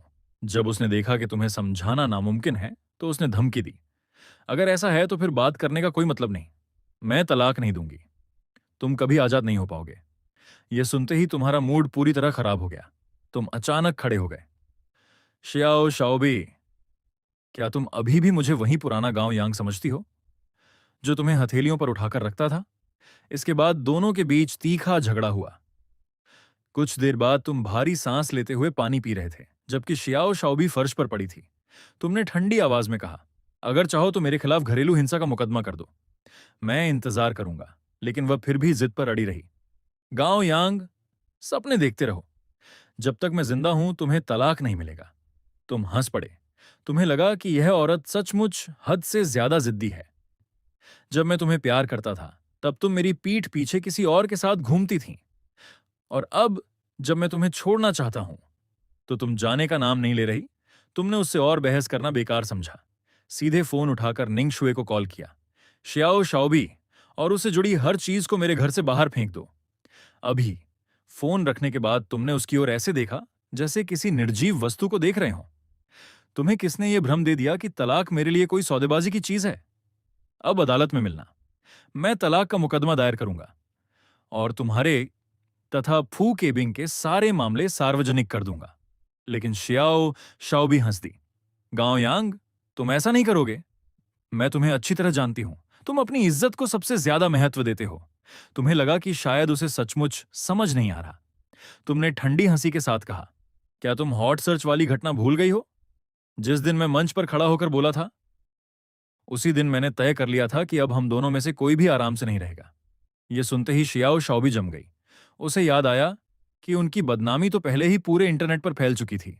कुछ ही देर बाद निंग शुए लोगों को लेकर पहुंच गई। उन्होंने शियाओ शाओबी और उसका सारा सामान घर से बाहर फेंक दिया, लेकिन जो महंगे गहने और उपहार तुमने उसे दिए थे, उनमें से एक भी चीज उसे साथ ले जाने नहीं दी गई। जब शियाओ परिवार को पता चला कि तुमने शियाओ शाओबी पर हाथ उठाया है, तो उसके पिता गुस्से से पागल हो गए। वे लगातार तुम्हें कोसते रहे और कहते रहे कि तुम पुराने रिश्ते का सम्मान नहीं करते, लेकिन सच ये था कि वे कुछ कर भी नहीं सकते थे। उनका सारा गुस्सा सिर्फ बेबसी भरी चीखों तक सीमित था। शियाओ मां भी घबराई हुई थी। अब क्या होगा? गांव यांग तो हमें पूरी तरह बर्बाद करने पर तुला हुआ है। शियाओ शाओबी का दिल कड़वाहट से भर गया। जब परिवार दिवालिया होने वाला था, तब उसी के पिता ने फायदे के लिए उसे गांव यांग के पास भेजा था, और आज जब मुसीबत आई तो सारा दोष उसी के सिर मढ़ दिया गया। आखिरकार उसने कहा, माँ पापा चिंता मत करो, मैं गांव यांग को शियाओ परिवार को छोड़ने पर मजबूर कर दूंगी। इतना कहकर वह निकल गई। उसे अस्पताल भी जाना था। पहले एड्रेनालिन के कारण उसे दर्द महसूस नहीं हुआ था, लेकिन अब पूरा शरीर दर्द से कराह रहा था। वह कमीना सच में बहुत बेरहमी से मारता है, उसने मन ही मन सोचा। अगली सुबह तुम हल्के और आरामदेह मूड में कंपनी पहुंचे, लेकिन मुख्य द्वार पर पहुंचते ही तुम दंग रह गए। अनगिनत कैमरे और माइक्रोफोन वहां मौजूद थे। दर्जनों पत्रकार लगातार तस्वीरें खींच रहे थे। तुम तेजी से आगे बढ़े, लेकिन सामने का दृश्य देखकर एक साथ गुस्सा भी आया और हंसी भी। कल रात तक जो औरत तलाक देने से इनकार कर रही थी, आज वही तुम्हारी कंपनी के मुख्य द्वार पर घुटनों के बल बैठी हुई थी। उसके सामने एक बड़ा बोर्ड रखा था, जिस पर लिखा था कि उसने गलती की है। तुम उसे मार भी चुके हो, डांट भी चुके हो। अब वह सिर्फ यही चाहती है कि तुम शियाओ ग्रुप को बख्श दो। वह तलाक लेकर अपने अपराध का प्रायश्चित करने को तैयार है। तुम्हें यकीन नहीं हुआ कि वह इतना नीचे तक जा सकती है। लगता था कि कंपनी के हित के लिए उसकी इज्जत और प्रतिष्ठा की कोई कीमत नहीं रह गई थी, लेकिन यही चाल तुम्हें मुश्किल स्थिति में ले आई। समाज हमेशा कमजोर पक्ष के साथ सहानुभूति रखता है, और वह घायल भी दिखाई दे रही थी। अगर आज तुमने एक कदम पीछे नहीं लिया, तो जनता का गुस्सा तुम्हारे और लेटिंग ग्रुप दोनों पर टूट पड़ता। तभी एक पत्रकार ने तुम्हें पहचान लिया। वह भागता हुआ आया और माइक्रोफोन सामने कर दिया। गांव साहब, क्या मिस शियाओ के शरीर पर लगी चोटें आपने पहुंचाई हैं?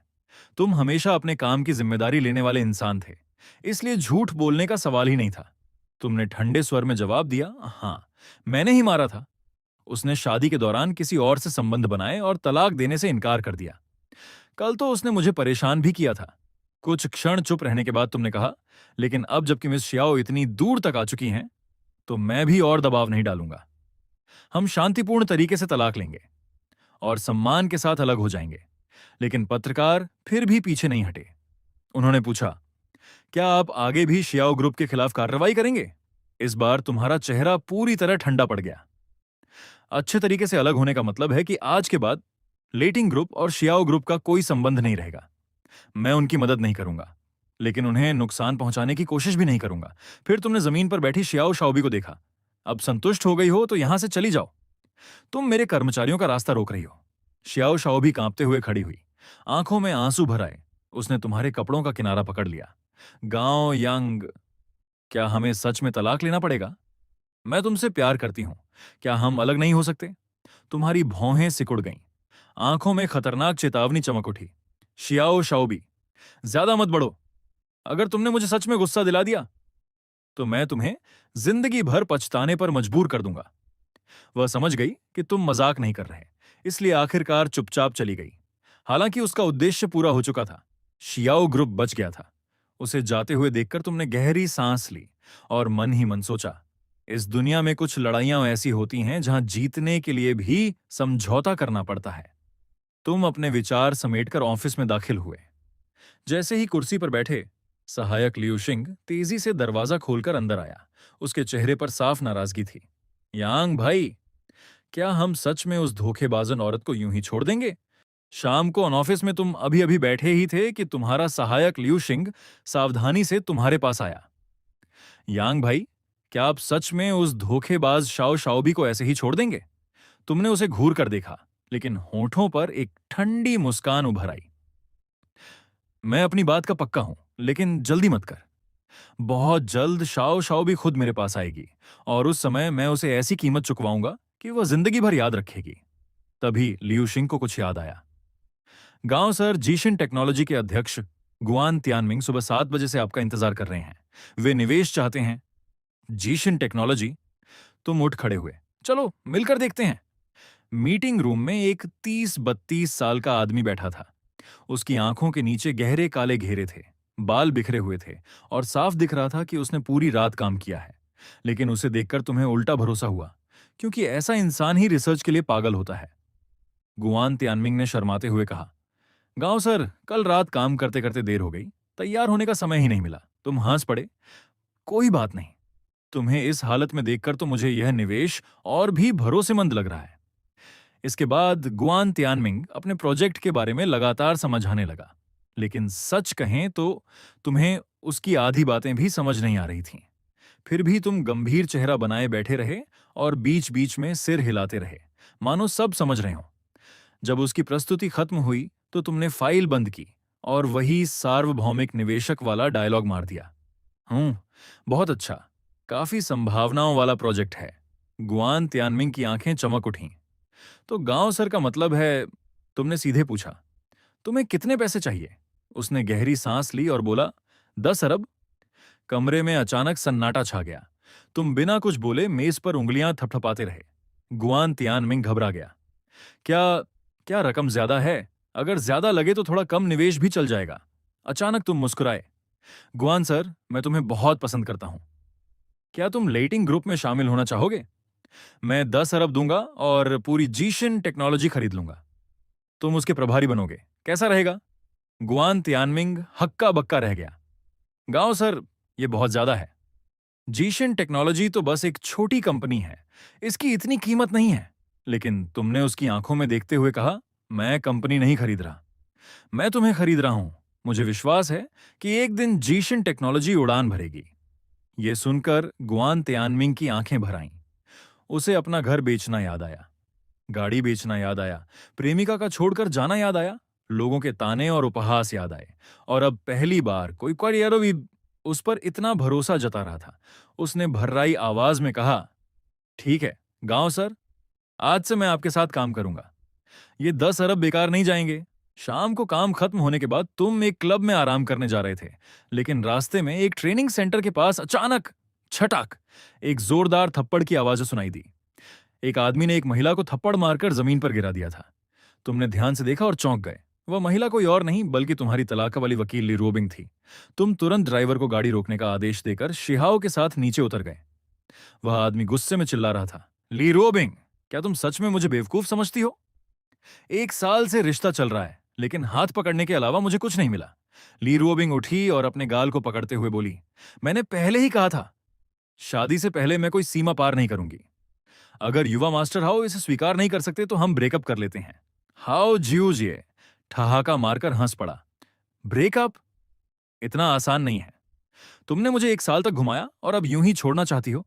तुम्हें यह सब सुनकर थोड़ा मजाकिया लगा, लेकिन अगले ही पल तुमने देखा कि ली रोबिंग के चेहरे पर सचमुच डर उभर आया है। उसने चेतावनी दी, हाओ जियूजिए, तुम क्या करना चाहते हो? मैं तुम्हें चेतावनी देती हूं, कोई हरकत मत करना, नहीं तो मैं मुकदमा कर दूंगी। लेकिन हाओ जियूजिए पूरी तरह बेकाबू हो चुका था। मुकदमा? ठीक है, पहले मैं तुम्हारे साथ मजे कर लूं, फिर जो करना हो कर लेना। इतना कहकर उसने ली रोबिंग का हाथ पकड़ लिया और उसे जबरदस्ती अपनी कार की तरफ खींचने लगा। तभी तुम्हारी आवाज सुनाई दी, हाओ जियूजिए, ये कुछ ज्यादा ही घटिया हरकत हो रही है। हाओ जियूजिए मुड़ा।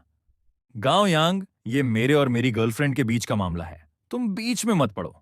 तुमने शांत स्वर में कहा, लेकिन वह मेरी वकील है। मेरा और शाओ शाओबी का तलाकत का केस जल्द शुरू होने वाला है। मैं नहीं चाहता कि मेरी वकील के साथ कुछ भी हो। हाओ जियूजिए गुर्राया। गांव यांग, मैं सलाह दूंगा कि अपने काम से काम रखो। दूसरे लोग तुमसे डरते होंगे, लेकिन हमारा परिवार नहीं। वकील चाहिए?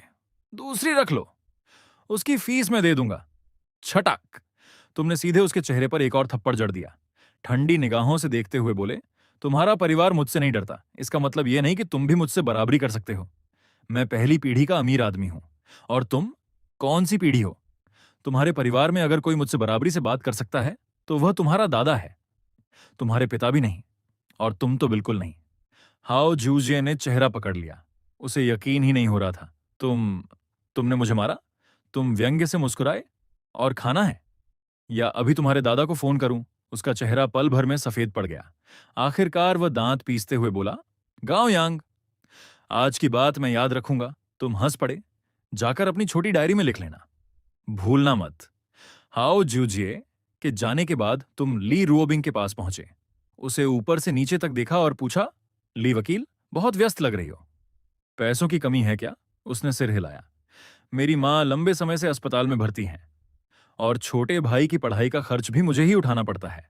तुमने तुरंत चेकबुक निकाली और 5 मिलियन का चेक लिखकर उसकी तरफ बढ़ा दिया। मेरे साथ रहो। ये 5 मिलियन तुम्हारे हैं। लेकिन ली रुओबिंग हल्का सा मुस्कुराई। ये 5 मिलियन तो हाओ जूजे भी दे सकता है। तुम्हारी भौं उड़ गई। वह तुम्हें खरीदना चाहता है। मैं तो बस थोड़ा मजे करना चाहता हूं। 5 बार, हर बार 1 मिलियन।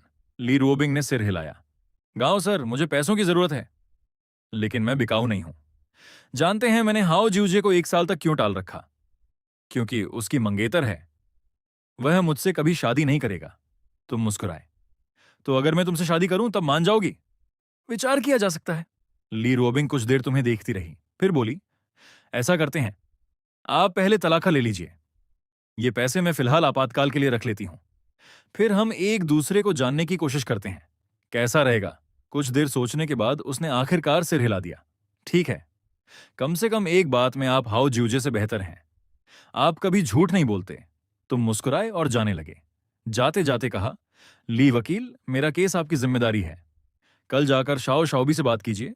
गाड़ी में बैठने के बाद तुमने सड़क की लाइटों के नीचे खड़ी ली रुओबिंग की पतली परछाई को देखा, लेकिन अगले ही पल तुम्हारी आंखें तेज हो गईं। तुमने शिहाओ को आदेश दिया, शिहाओ, ली रुओबिंग और हाओ जूजिए की पूरी जांच करवाओ। मुझे संयोगों पर विश्वास नहीं है। शिहाओ चौंका। यांग भाई, आपका मतलब? तुमने ठंडी हंसी के साथ कहा। क्या तुम्हें सच में लगता है कि हाओ जूजिए जैसा आदमी एक महिला द्वारा पूरे 1 साल तक यूं ही घुमाया जा सकता है? न पहले झगड़ा हुआ न बाद में। लेकिन जैसे ही मैंने ली रुओबिंग को अपना वकील बनाया, उसी समय तमाशा शुरू हो गया। और जगह भी वही जहां से मैं रोज क्लब या घर जाता हूं। दोनों इज्जतदार लोग हैं, फिर भी सड़क किनारे इतना बड़ा ड्रामा कर रहे थे। तुम्हें कुछ अजीब नहीं लगता? शिहाओ तुरंत समझ गया। समझ गया यांग भाई, मैं तुरंत जांच शुरू करवाता हूं। तुमने सिर हिलाया और खिड़की के बाहर भागती हुई रात को देखते रहे। तुम्हारे होंठों पर एक ठंडी मुस्कान उभर आई। हाओ जूजिए, अगर तुम सच में मुझे फंसाने की कोशिश कर रहे हो, तो तुमने खुद को कुछ ज्यादा ही बड़ा खिलाड़ी समझ लिया है। ध्यान रखना, कहीं ऐसा ना हो कि तुम्हें खुद पता ही ना चले कि तुम कब और कैसे खत्म हो गए। तुम ऑफिस में बैठे ही थे कि अचानक सुचिंगे का फोन आ गया। फोन उठाते ही तुमने मजाकिया लहजे में कहा, सु मैडम, क्या बात है, अपना वादा तोड़ने वाली हो क्या? फोन के दूसरी तरफ सुचिंगे कुछ पल के लिए चुप रह गई, फिर धीरे से बोली, गांव सर, माफ कीजिए, क्या मुझे 2 दिन और मिल सकते हैं? ग्रुप के कुछ काम अभी बाकी हैं। तुमने तुरंत जवाब दिया, ठीक है, मैं बिजनेसमैन हूं, लेकिन ब्याज का क्या होगा? कुछ क्षण की खामोशी के बाद सुचिंगगे बोली, 2 दिन के बदले मैं 5 दिन और आपके साथ रहूंगी। तुम मुस्कुराए और सीधे दाम बढ़ा दिया। 10 दिन? 2 दिन बाद भी नहीं आई तो तुम्हारी कंपनी की पूरी बिल्डिंग जब्त कर लूंगा। सुचिंगगे ने बेबसी से सांस छोड़ी। ठीक है, 2 दिन बाद मैं जरूर आ जाऊंगी। फोन रखने के बाद तुम सीधे सिविल अफेयर्स ब्यूरो पहुंच गए। ली रोबिंग की मदद से आखिरकार शाओ शाओबी तलाकों के लिए तैयार हो गई थी, लेकिन ब्यूरो के बाहर पहुंचते ही शाओ शाओबी कुछ कहना चाहती थी। तुमने सीधे रोक दिया।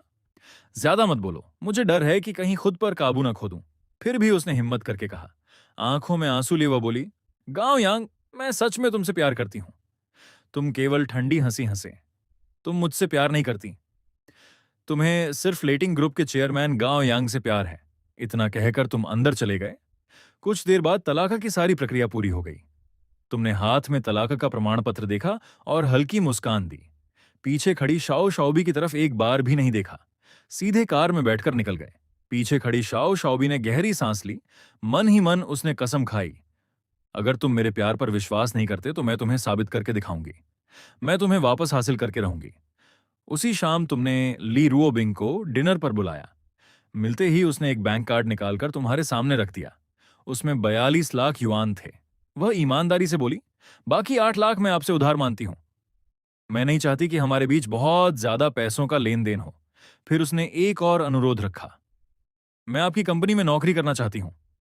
आपके साथ ज्यादा समय बिताने से हम एक दूसरे को बेहतर समझ पाएंगे। तुम मुस्कुराए। ठीक है, कल से ज्वाइन कर लो। मेरी निजी सहायक बन जाओ। ली रुओबिंग बेहद खुश हो गई, लेकिन उसने तुम्हारी आंखों में चमकती उस रहस्यमयी मुस्कान को नहीं देखा, क्योंकि तुम पहले ही उसकी पूरी जांच करवा चुके थे। हाओ जूजिए और ली रुओबिंग का वह सड़क वाला ड्रामा तुम्हें शुरू से ही नकली लगा था। असलियत यह थी, ली रुओबिंग पिछले 1 साल से हाओ जूजिए की गुप्त प्रेमिका थी। दोनों की योजना बेहद सरल लेकिन खतरनाक थी।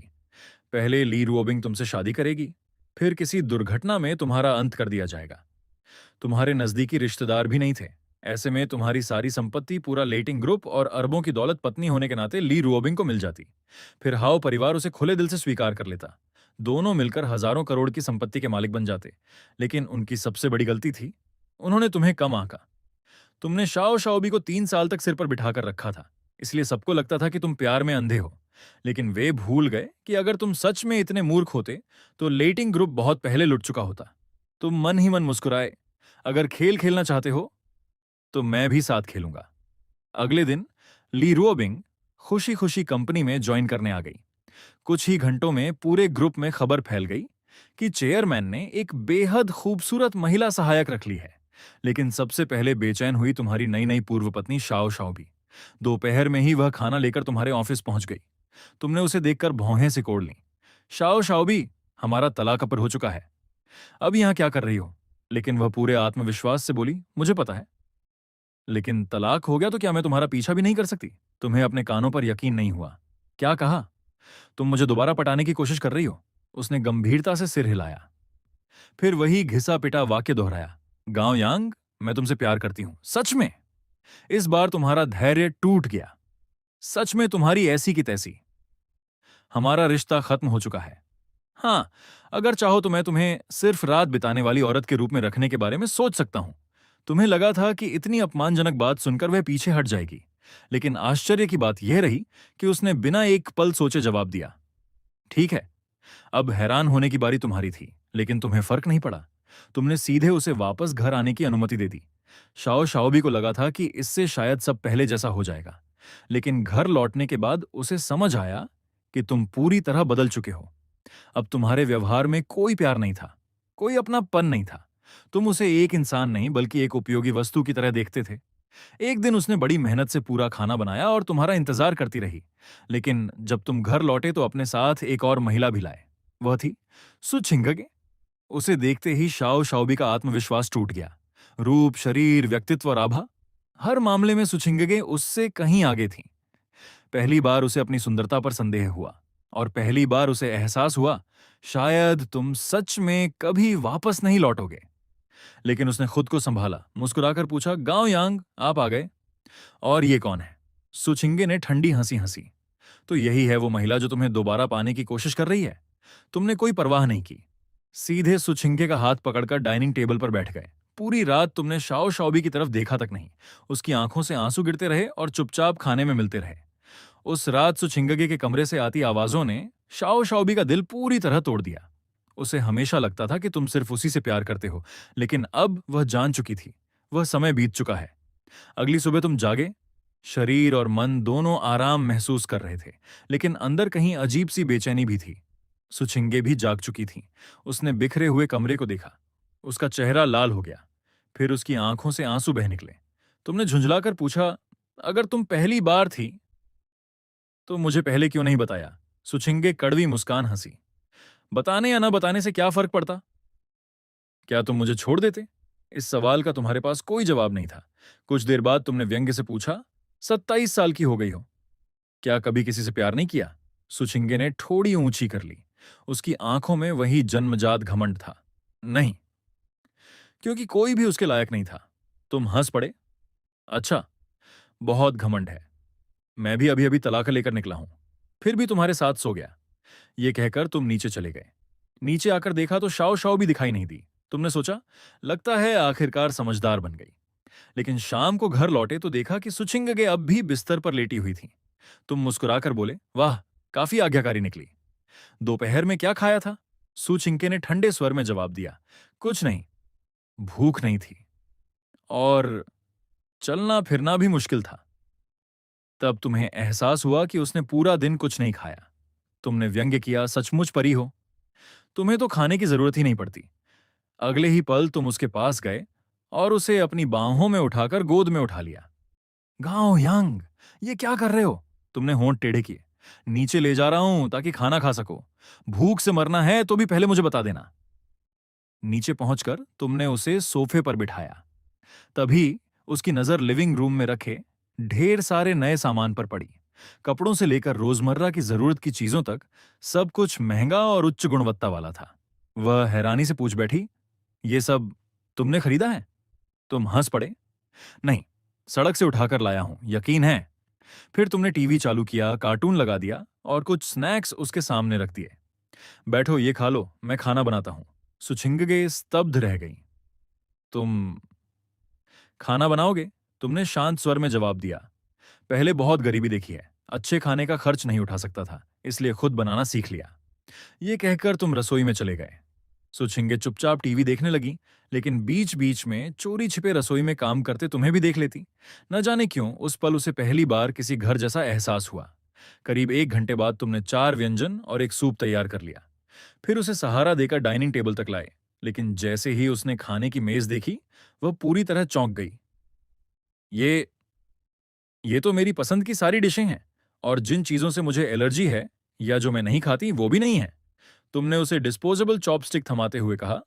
गांव यांग, अगर किसी की पसंद नापसंद जानना चाहे तो ये कोई मुश्किल काम नहीं है। वह कुछ क्षण चुप रही, फिर धीमे से बोली, तो तुम्हें यह भी पता है कि मुझे साफ सफाई को लेकर बहुत ज्यादा सनक है? तुमने सिर हिलाया। कल ही समझ गया था। यह सुनते ही उसका चेहरा लाल पड़ गया। तो तुमने मेरी पसंद के बारे में खास तौर पर पता किया? तुमने भौहें सिकोड़ लीं। इतनी भावुक मत बनो, पहले खाना खाओ। इसके बाद कई दिनों तक ऐसा ही चलता रहा। हर रात तुम घर लौटते और धीरे धीरे दोनों के बीच का रिश्ता भी बदलने लगा। फिर एक दिन जब तुम घर लौटे तो देखा कि सुचिंगगे का चेहरा बेहद पीला पड़ चुका है। वह दोनों हाथों से अपना माथा दबाए बैठी थी। तुमने पास जाकर पूछा, क्या हुआ, तबीयत खराब है? लेकिन उसने जिद में चेहरा दूसरी तरफ घुमा लिया। तुम्हें क्या मतलब? तुमने भी ज्यादा ध्यान नहीं दिया और ठंडे स्वर में कहा, ठीक है, रात का खाना खुद ऑर्डर कर लेना, मुझे एक पार्टी में जाना है। इतना कहकर तुम ऊपर कपड़े बदलने चले गए। कुछ देर बाद तैयार होकर नीचे आए और बिना उसकी तरफ देखे सीधे बाहर निकल गए। सुचिंगगे दर्द से होंठ काट रही थी। उसे लगा कि इस बार तुम सचमुच उसकी परवाह नहीं करोगे। लेकिन तभी हवेली का दरवाजा अचानक दोबारा खुला। तुम वापस अंदर आए, चेहरे पर मास्क, सिर पर टोपी, जैसे कोई चोरी करके लौटा हो। अंदर आते ही तुमने एक काला प्लास्टिक बैग उसके पास फेंक दिया। सुचिंगे ने बैग खोला और एक पल के लिए दंग रह गई। उसके अंदर महिलाओं के उपयोग की जरूरी दवाइयां और सामान थे। फिर उसने तुम्हारी ओर देखा। तुम खुद को इस तरह छिपा कर आए थे मानो कोई गुप्त मिशन पूरा करके लौटे हो।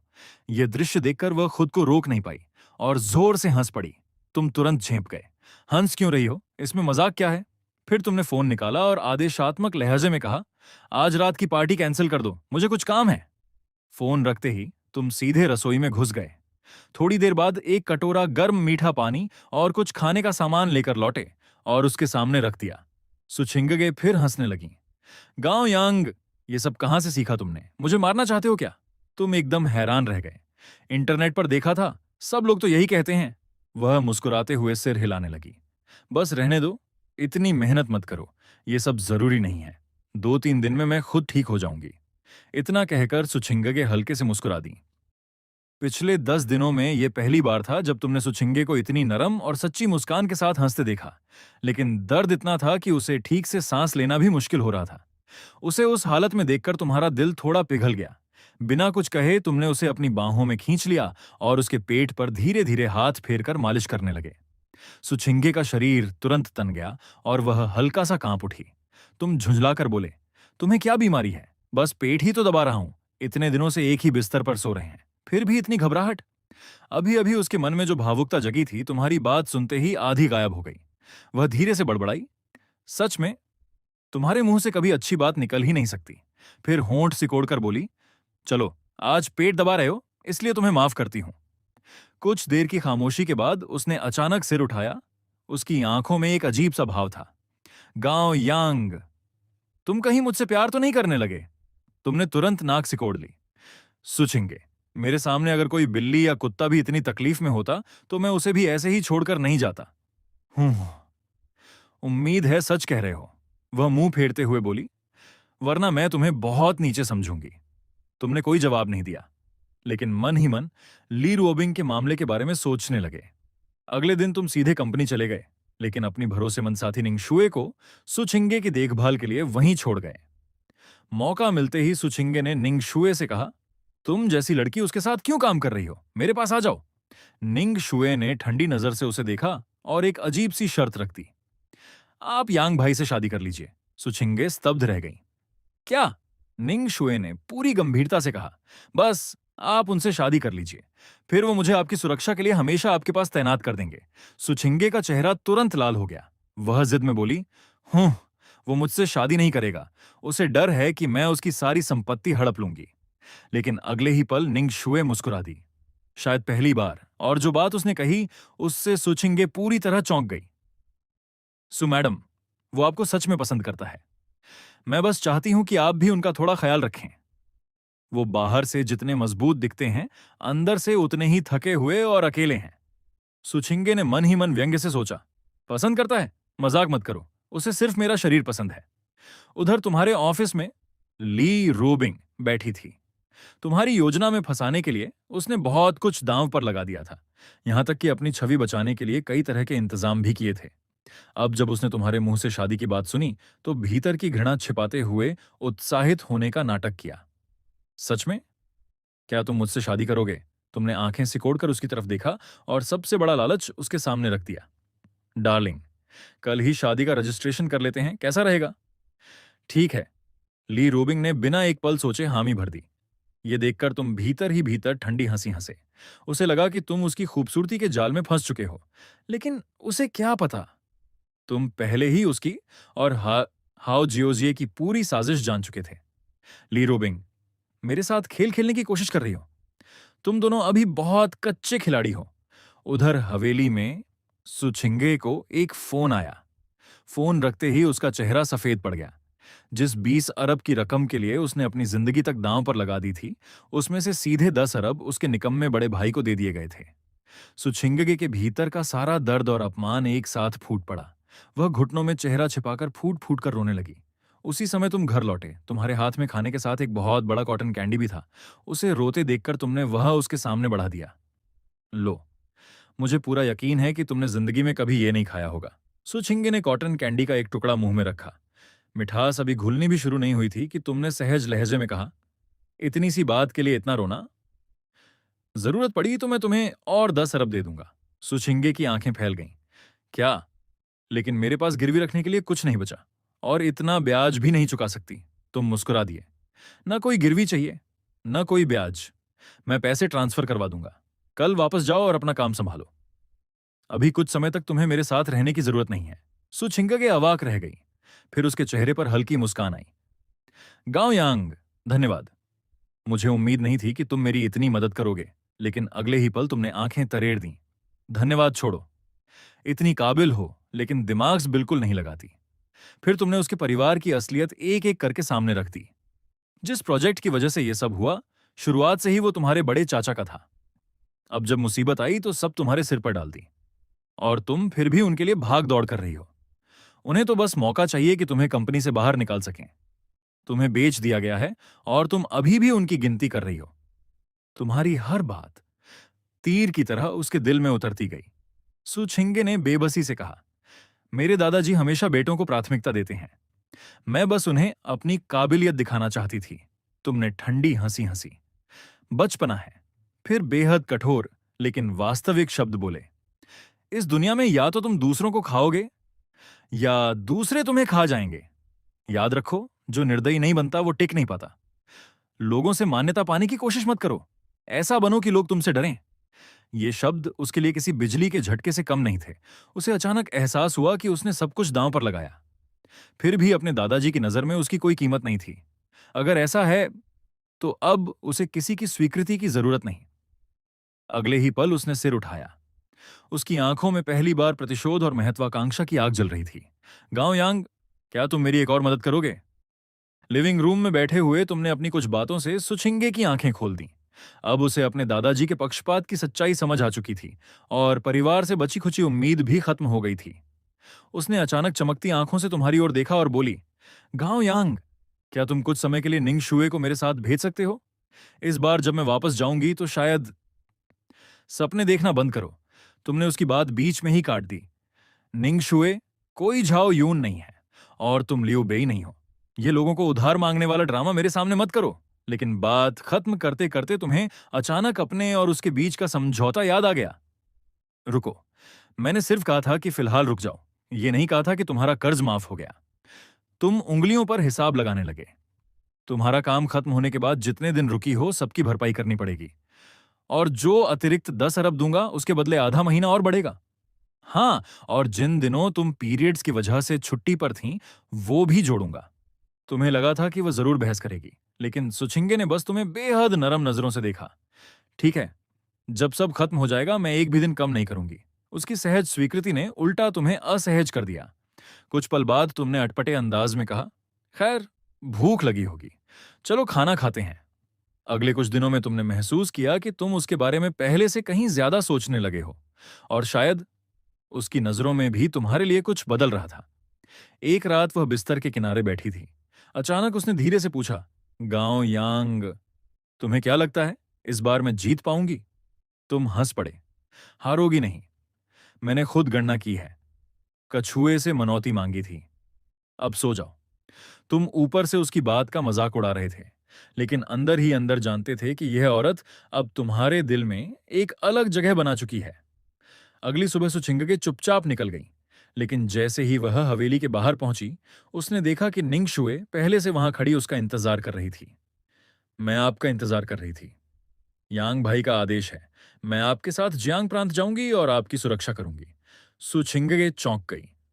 उसने तुरंत पीछे मुड़कर देखा।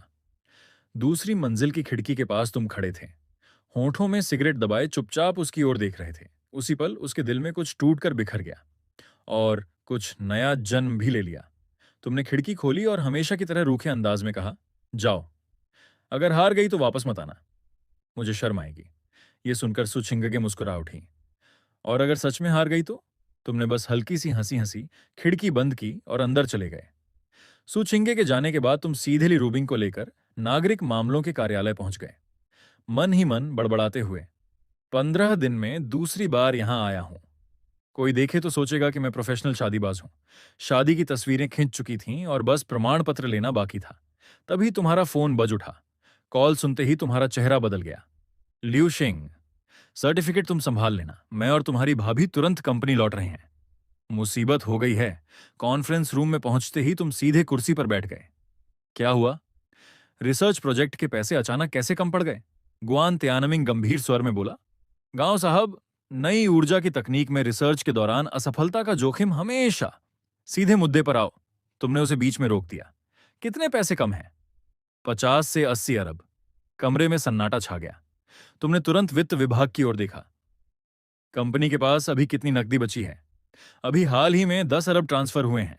अब केवल 12 अरब बचे हैं। काफी देर सोचने के बाद तुमने कहा, किसी को साझेदार बनाना पड़ेगा। गुआन त्यानमिंग तुरंत बोला, लेकिन इतना बड़ा प्रोजेक्ट किसी और के साथ बांटना? और विकल्प क्या है? तुमने ठंडे स्वर में जवाब दिया। अगर तुम लोग सफल होते तो यह नौबत नहीं आती। इतना कहकर तुम उठे और बाहर निकल गए, लेकिन किसी को नहीं पता था कि यह सब तुम्हारी योजना का हिस्सा था। ली रूबिंग सहानुभूति जताने के बहाने प्रोजेक्ट की जानकारी जुटाने लगी। उसे अंदाजा भी नहीं था कि तुम पहले से उसके हर कदम पर नजर रख रहे हो। ऑफिस में वापस आकर उसने कहा, गांव यांग, साझेदार ढूंढने का काम मुझे दे दो। अब हम पति पत्नी हैं। मैं भी तुम्हारी मदद करना चाहती हूं। तुम अंदर ही अंदर मुस्कुराए। तभी लिu शिंग 2 लाल रंग की शादी की पुस्तिकाएं लेकर अंदर आया। गांव साहब, शादी का प्रमाण पत्र तैयार है। तुमने कागज लेते हुए कहा, अच्छा, अब जब हम कानूनी तौर पर पति पत्नी हैं तो निवेशकों से बातचीत की जिम्मेदारी तुम्हारी। ली रूबिंग के जाते ही तुम्हारे चेहरे का तनाव गायब हो गया। उसकी जगह एक रहस्यमय मुस्कान ने ले ली। लिu शिंग, ये नकली शादी का प्रमाण पत्र असली जैसा ही लग रहा है। लिu शिंग हंस पड़ा। मेरे काम पर शक है क्या? तुमने सिगरेट सुलगाई। गुआन तियानमिंग की नकली परियोजना तैयार है? सब तैयार है, बस शिकार के फंसने का इंतजार है। दोनों के चेहरे पर चालाक मुस्कान फैल गई। उस रात तुमने ली रोबिंग के साथ समय बिताया। उसे सोता हुआ देखकर तुम्हारी आंखों में उपहास झलक उठा। 2 जोकर, और सोचते हैं कि मुझे बेवकूफ बना लेंगे। तुम्हारी आंखों में ठंडी चमक उभरी। हाँ, आओ जियो जिए। अगर इस बार तुम्हें इतना दर्द न हुआ कि जिंदगी भर याद रखो, तो समझो गांव यांग नाम बेकार है। इसके बाद तुम जानबूझकर ली रोबिंग को हर जगह अपने साथ लेकर जाने लगे। दोनों आदर्श पति पत्नी की तरह दिखते थे। ये खबर जल्द ही जियांग प्रांत पहुंच गई। उधर सुचिंगगे की हालत दिन ब दिन अजीब होती जा रही थी, और इधर एक आलीशान पार्टी में तुम्हारी मुलाकात हाओ जियोजिए से हो गई। तुम्हारे अंदर की शरारत जाग उठी। तुमने ली रोबिंग की कमर में हाथ डाला और सीधे उसके सामने जा पहुंचे। अरे हाओ साहब, आजकल किस लड़की के पीछे भाग रहे हो? हाओ जियोजिए का चेहरा तुरंत हरा पड़ गया, लेकिन वह कुछ कह नहीं सका। तुम और भी आगे बढ़ गए। देखो यार, तुम इतने बड़े अमीर घराने के वारिस हो, फिर भी एक साल में कुछ नहीं कर पाए, और मैं 1 महीने में ही अपनी पत्नी का पूरा दिल जीत चुका हूं। हाओ जियोजिए के हाथ में पकड़ा गिलास कांपने लगा। उंगलियां सफेद पड़ गईं, लेकिन उसे गुस्सा पीना पड़ा। वह दांत भींचकर बोला, तुम्हारी किस्मत अच्छी है। तुम जिसे चाहो शादी कर सकते हो। मेरे रास्ते में बहुत रुकावटें हैं। उसकी बात सुनकर तुम्हें महसूस हुआ कि ली रूबिंग का शरीर हल्का सा कांप गया है। तुम मुस्कुराए। हाओ साहब, कम से कम हमें बधाई तो दे दो। आखिरकार ली रोबिंग बोल पड़ी। गांव यांग रहने भी दो, आखिर वो मेरा पूर्व प्रेमी था। तुमने भौं उठाई। अभी तुमने मुझे क्या कहा? वो तुरंत संभली। पति, मेरा मतलब पति। तुम जोर से हंस पड़े। हाथ पकड़ लेना भी अगर प्रेम कहानी कहलाता है, तो मैं अभी किसी और लड़की से हाथ मिला लूं तो क्या वो भी मेरी पूर्व प्रेमिका बन जाएगी? हाओ जियोजी की आंखों में झर भर गया। गांव यांग, बस करो। तुम हंसते हुए ली रोबिंग को लेकर निकल गए। चलो पत्नी, घर चलते हैं। वैसे आज कौन सी स्टॉकिंग पहनोगी? ली रोबिंग ने शर्म से नजरें झुका लीं। स्किन कलर, वाह, मेरी पसंदीदा। पीछे खड़ा हाओ जियोजिए तुम्हें जाते हुए घूरता रहा। उसकी आंखों में घृणा और बदले की आग भड़क रही थी। गांव यांग, अभी हंस लो।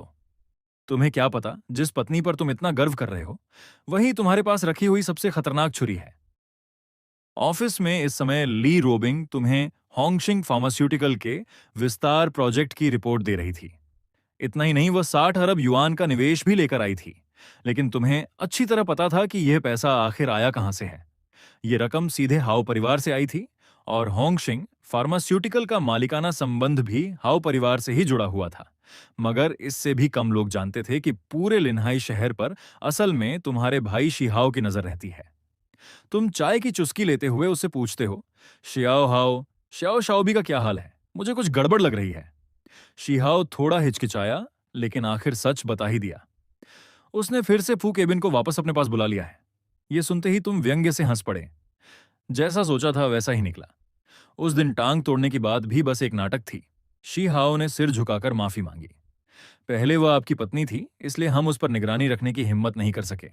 तुमने हाथ हिलाकर कहा कि इसकी कोई जरूरत नहीं, फिर तुरंत फोन उठाया।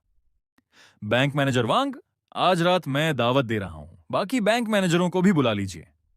ठीक है, रात को शेंगटियन बिल्डिंग में मिलते हैं। फोन रखते ही तुम्हारी आंखें ठंडी हो गईं। तुमने शिहाओ को आदेश दिया, वेनवान से कहो कि ली रूबिंग और हाओ परिवार की हर गतिविधि पर नजर रखे। कोई गलती नहीं होनी चाहिए। उस रात लिन्हाई शहर के लगभग सभी बड़े बैंकों के मैनेजर एक साथ इकट्ठा हुए। कुछ दौर शराब चलने के बाद मैनेजर वांग ने पूछा, गांव यांग, आज अचानक हम सबको क्यों बुलाया? तुम मुस्कुराए और सीधे मुद्दे पर आ गए।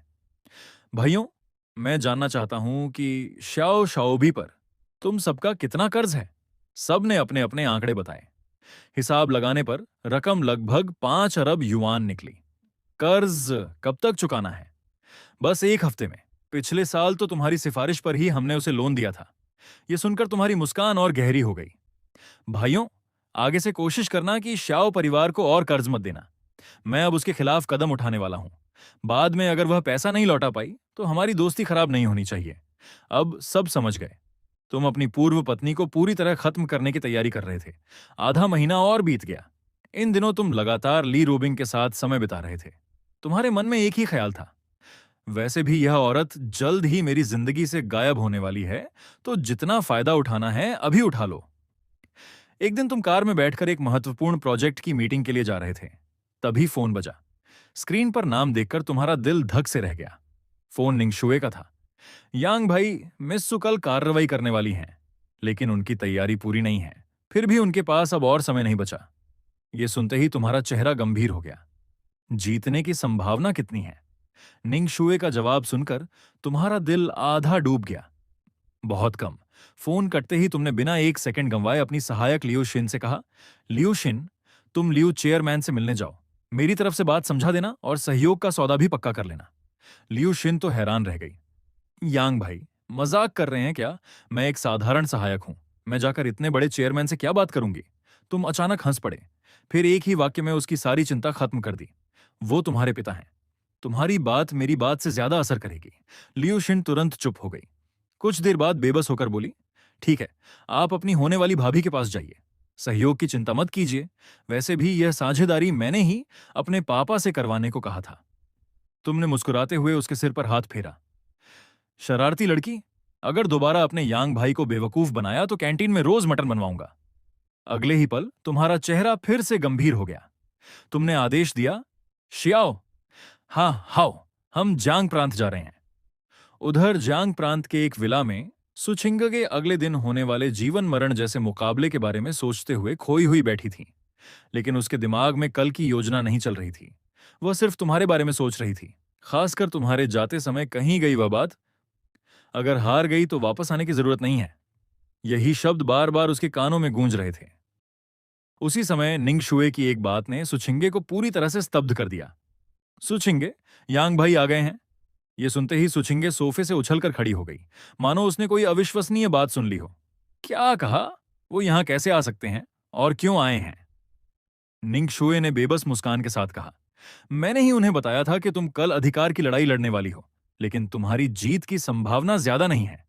सुचिंगगे तुरंत बोली, सीनियर, आप ऐसा कैसे कर सकती हैं? लेकिन फिर उसने खुद को रोक लिया और तेजी से ऊपर अपने कमरे की ओर भाग गई। मुंह से भले ही वह कहती थी कि यह सिर्फ एक सौदा है, लेकिन जैसे ही उसे पता चला कि तुम आने वाले हो, वह नहाने, तैयार होने और खुद को संवारने में लग गई। अगले ही पल तुम दरवाजा खोलकर अंदर आए।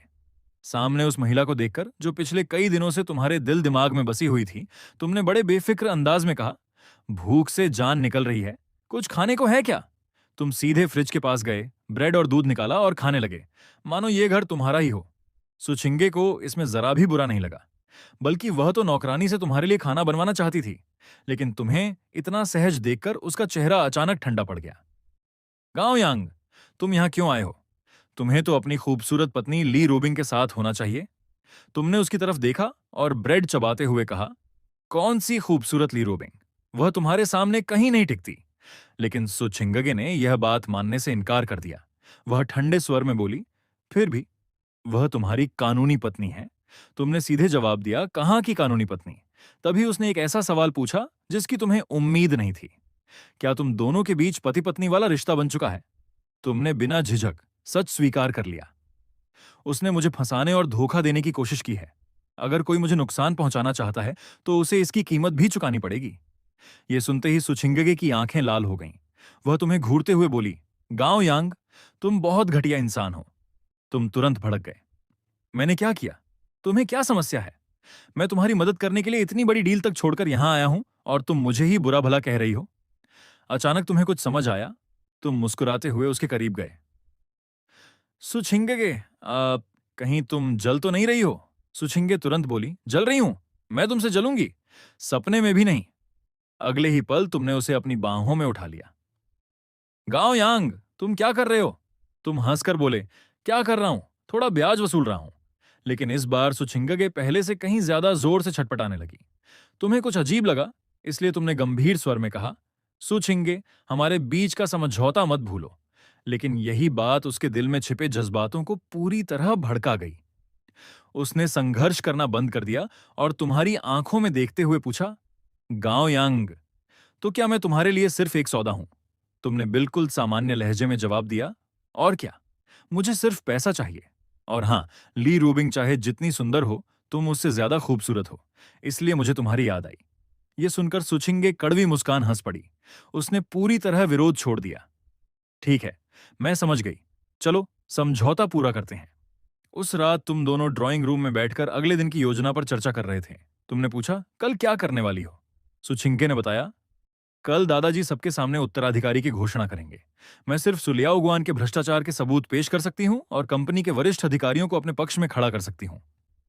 लेकिन मैं जानती हूं कि दादाजी हमेशा बेटों को प्राथमिकता देते हैं, इसलिए मेरी जीत की संभावना बहुत कम है।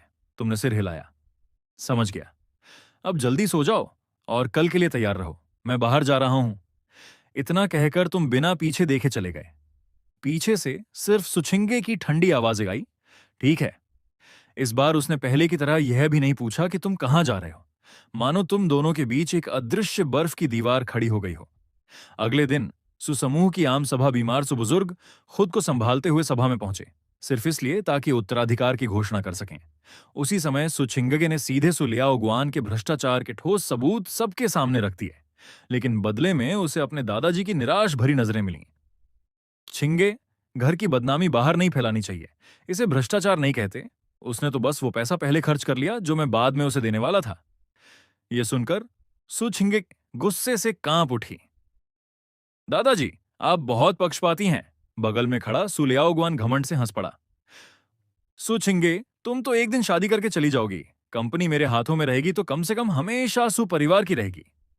उसी समय सुछिंगगे के समर्थन में कई वरिष्ठ अधिकारी खड़े हो गए और सुलियाओगुआन की अयोग्यता पर सवाल उठाने लगे, लेकिन उसने तुरंत पलटवार किया।